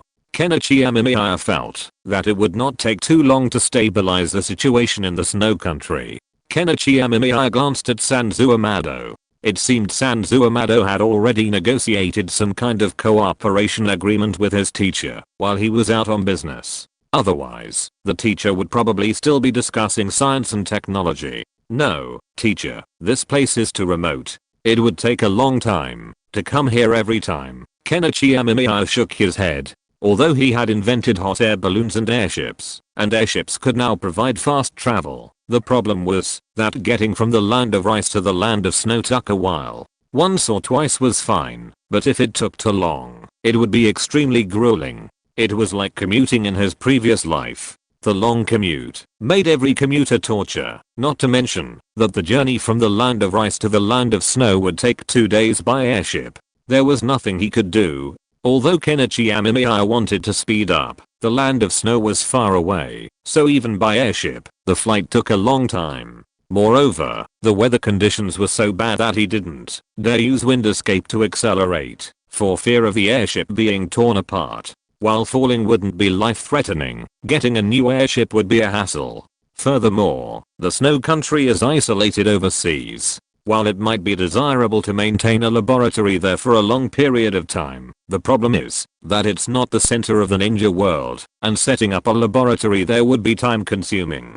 Therefore, the best option is to go to the land of fields. Whether it's consumables or the latest scientific research tools, they can be easily replenished here. In the snow country, however, one would have to either transport the goods themselves or wait for shipping, which would be a real hassle. Kenichi Amemiya saw a similarity between the snow country and the Great Mao Kingdom. Both are vast territories with a harsh environment. This results in a relatively small population, and naturally, fewer organizations or ninja villages targeting the area. Isn't it safer to conduct some experiments in uninhabited areas? And I've done research before, and I've found that this country rarely experiences major geological disasters. If you set up a laboratory there, it's safe. Orochimaru wasn't necessarily forcing his apprentice to open a laboratory there, he was simply offering a suggestion. Another advantage of conducting experiments in the land of snow was its quietness and solitude, unlike in the land of rice, where Jiraiya was constantly searching for her. Amemiya nodded. He certainly understood his teacher's point. And frankly, if you stripped away those inconveniences, the land of snow was actually a perfect place for building walls and slowly asserting dominance. After all, it was so far away, and few people paid attention. He even suspected that even Black Zetsu wouldn't be in the mood to visit, so setting up a laboratory there offered excellent security and secrecy. Mr. Sanzu, do you know how to use this heater? Amemiya handed the hexagonal crystal to Sanzu Amado. Kazuhana Koyuki was still a child. After all, her father hadn't explained how to use it when he gave it to her. Although Amemiya had seen the movie, he couldn't quite recall what the key was. It was too detailed. Unless it's a truly classic, rewatchable theatrical release, most theatrical releases are merely memorized with a general plotline, with less attention paid to the finer details. Yes, I know. This heater has been kept in the snow country capital since it was built. You can turn it on with this to activate the machine. Sanzu Amado frowned and took a sip of tea. Honestly, the taste was a bit bitter, something he wasn't used to. Caffeine also stimulates his spirit and brain, so he usually drinks coffee. Since this was his first collaboration, he thought it was okay to drink something recommended. Amemiya Kenichi glanced at Sanzu Amado. He remembered that this thing seemed to be related to Sanzu Amado, who had previously mentioned participating in research on the subject. Mr. Sanzu, you helped design this heater, right? Is it feasible? Amemiya Kenichi asked curiously. Although he'd seen the first Naruto movie, he couldn't quite remember whether the subsequent heating was successful. He only remembered that Fuka Koyuki became the queen of the snow country. That heater? Actually, there's some possibility, since it actually uses volcanic magma for heat, but there's also the possibility of explosion. Sanzu Amado replied quickly. He had indeed participated in the research on that device. Although his original purpose in coming to the snow country wasn't for the heater, the local daimyo had strong expectations, so he offered his assistance. Upon hearing this, Amemiya Kenichi said nothing. Instead, he took Fuka Koyuki and some of the clan leaders of the hidden snow village and, following Sanzu Amado's instructions, found a method to open the treasure vault. Finally, they successfully activated the heater. Looking at the slowly melting snow around them, and the shocked looks on the clan leaders' faces, he nodded with satisfaction. His goal was to build Fuka Koyuki's reputation. After all, he couldn't stay in the country all the time, and Fuka Koyuki would need to solve these problems on her own. But there were other ways. Happy Mid-Autumn Festival to everyone. Chapter 248 Parasite. Current research target, Chakra Parasite, research progress. 99.99%. Kenichi Amemiya rubbed his hands. Honestly, ever since he started studying that parasitic fossil, he hadn't paid much attention to his cheat code. After all, it didn't just sting and release tasks. So, for the most part, he paid little attention. But now that the progress had finally reached the final point, he was thrilled. He wasn't sure if this last point would be like the long delays he'd experienced with a download app in his past life. Fortunately, the delays didn't last long. That night, at 3:30 AM, he waited with bated breath until the progress bar finally reached 100%. As the research progress bar unlocked, his anticipation grew. He touched his body and his head, but didn't feel anything strange, nor did he sense anything inside him. This time, Amemiya Kenichi didn't find any parasites in his body. Instead, he saw a parasite crawl out of his pocket, curled up in his palm, and emit a faint chirping sound. It was a leech-sized parasite, all black with some red markings. On its head, it had a pair of enlarged centipede-like mouthparts, giving it a rather creepy appearance. Long, wriggling tentacles slithered around its body, which would have made many people tremble with fear in their past lives. It was somewhat similar to the black-striped grey moth. Is there any other information about this thing? Amemiya Kenichi scratched his head. The good news was that this ancient parasite had truly been resurrected. The bad news was that this research seemed to have only yielded one resurrected parasite, nothing else, not even any further information. Judging from its size, it must be a female parasite. Fortunately, Amemiya Kenichi had done some research in the past, and the books collected by his teacher had been very helpful, so he wasn't completely confused now. There was something peculiar about these ancient chakra parasites. They seemed to operate in a matriarchal society, with the parasite queen at the head, followed by other parasites of different ranks. According to the books, these parasites seem to grant those they inhabit some unusual abilities. Amemiya Kenichi flipped through his collection. There wasn't much information about parasites. Instead, they devoted numerous passages to praising the achievements of the Six Paths Sage, which made Amemiya feel uncomfortable. Honestly, he had little interest in the Six Paths Sage's achievements, but he desperately needed information on parasites. Feeling the strange sensation on his hand, Amemiya Kenichi fell into deep thought, pondering how to deal with the parasite queen before him. Normally, the parasite queen was the queen who controlled all other parasites, possessing a unique status and rank. Furthermore, according to the books, this creature should also be able to control other parasites. So, theoretically, the best way to deal with this thing would be to implant it within his own body, becoming the queen's host, and thus controlling others. However, the thought of allowing such a disgusting insect to infiltrate his body made Kenichi Amemiya's expression strange. Besides, I will definitely achieve a higher level of life evolution in the future, so this parasite. Kenichi Amemiya pondered, looking at the parasite mother in his hand. The little thing was very well behaved, staying quietly in his hand, not trying to bite through his hand to burrow in. However, Kenichi Amemiya also noticed that the little thing seemed to be nibbling at the chakra that was unintentionally emitted from his body. It can eat chakra. Kenichi Amemiya was intrigued. He wanted to dissect it and study it, but considering there was only one of it, a supreme national treasure, that would be lost once it died, he held back. If I could just feed it chakra to help it grow, that would be much more convenient.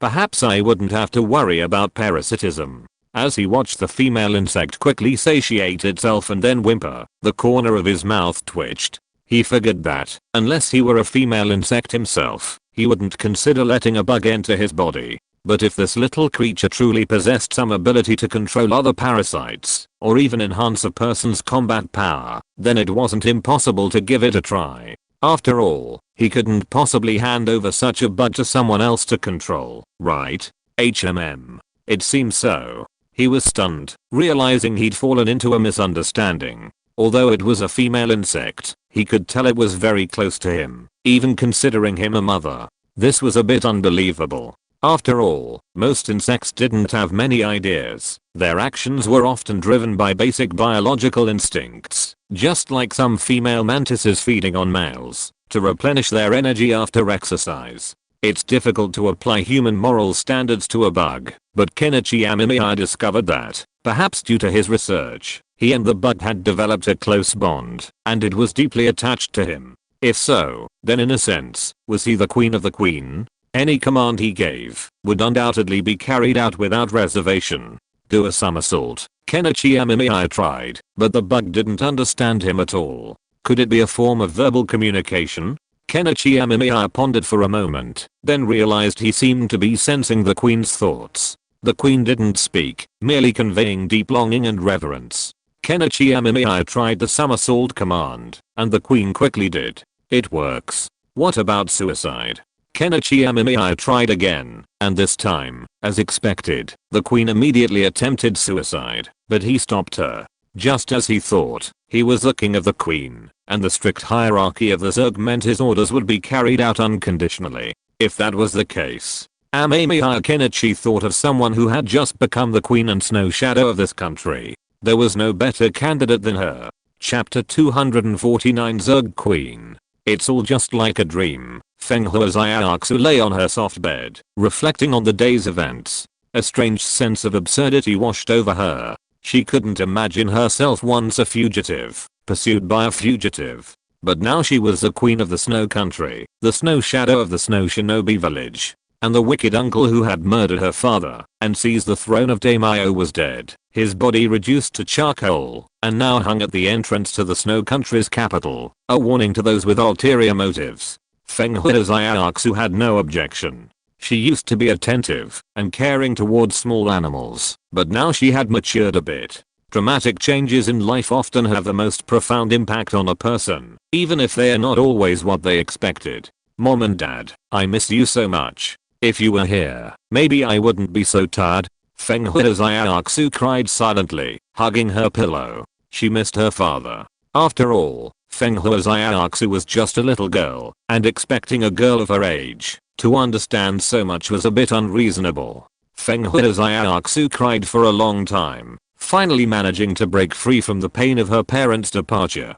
She wiped the tears from her eyes, turned on the light, and picked up the photo on the bedside table next to her, staring blankly at it. It was a photo of a couple and a little girl. Fenghua Xiaoxu's eyes welled up again, but she forced herself to hold it in. After taking several deep breaths, she suppressed the urge to cry. She silently hugged the photo of herself and her parents, then lay down on the bed, turned off the light, and fell into a deep sleep. By the time Amemiya Kenichi found Fenghua Xiaoxu, Fenghua Elementary School was still asleep. Although it was late, only 3 or 4 in the morning, Amemiya Kenichi couldn't wait that long. Furthermore, for the people from the snow country, if Amemiya Kenichi wanted them to find her, they would definitely not be able to find her. Looking at Fenghua Xiaoxu sleeping soundly in bed and the photo frame she held, Amemiya Kenichi hesitated. After all, he didn't know how the parasite would change after infecting her. He couldn't try it rashly.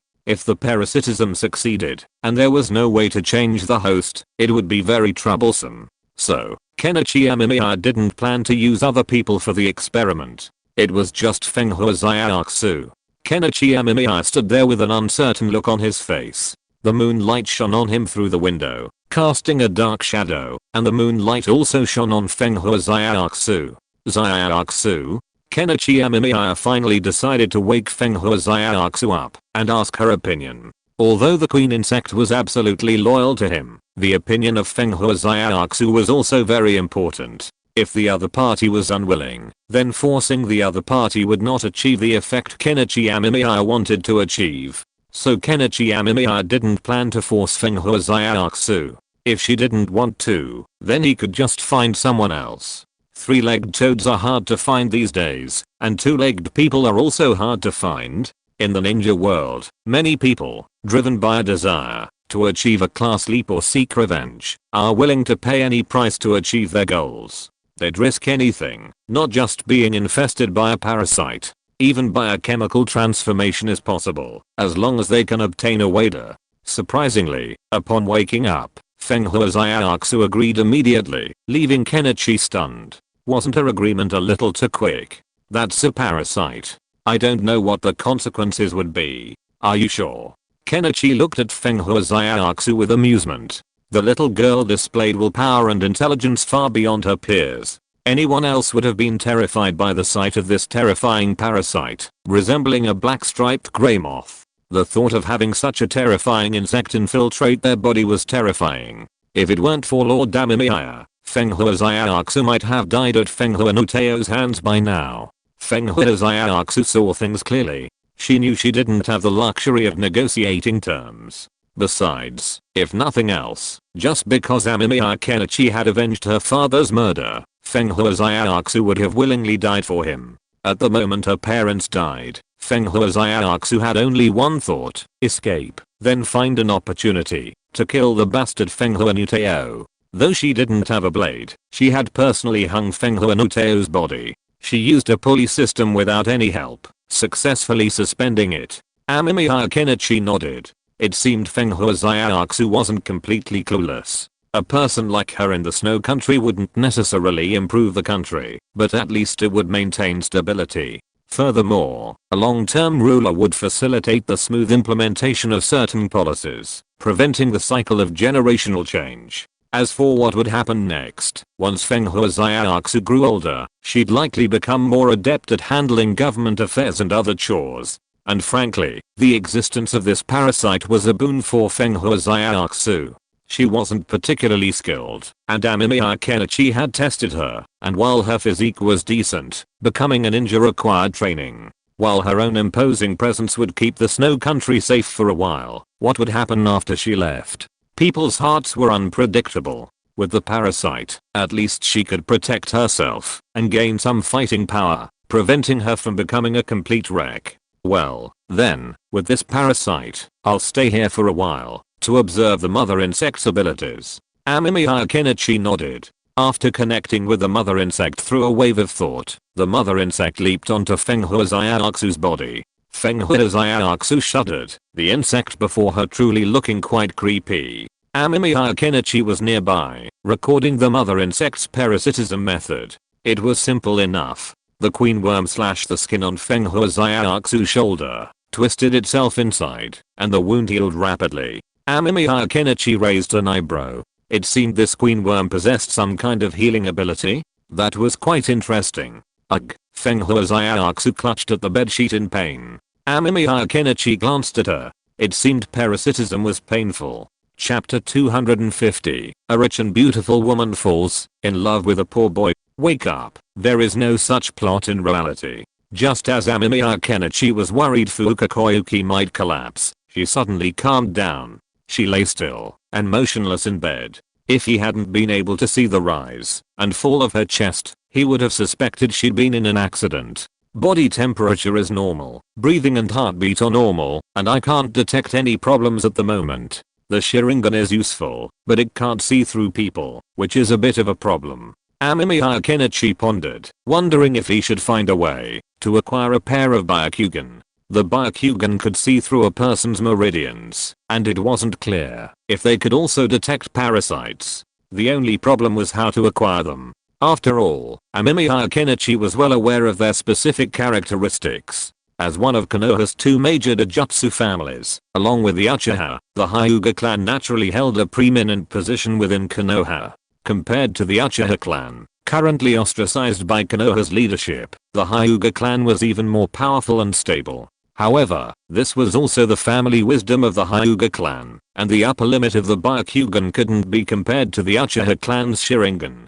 While Kenichi Amemiya himself knew the potential of the Hyuga clan's Byakugan, the problem was that others didn't. Therefore, most Hyuga clan members' development of the Byakugan was limited, roughly at the level of Hiashi. A few could reach Hinata's level, but they were few and far between. After all, Hinata's eyes were of such high purity that they even caught the eye of the pervert on the moon, so you can imagine how popular they were. In Kenichi Amemiya's opinion, Hinata's bloodline was probably more of an atavistic type. The Byakugan was quite powerful, to a certain extent, especially its final form, the Samsaragan, which was also extremely powerful. Previously, Kenichi Amemiya had a hard time getting his hands on one in the village, but now, it didn't matter.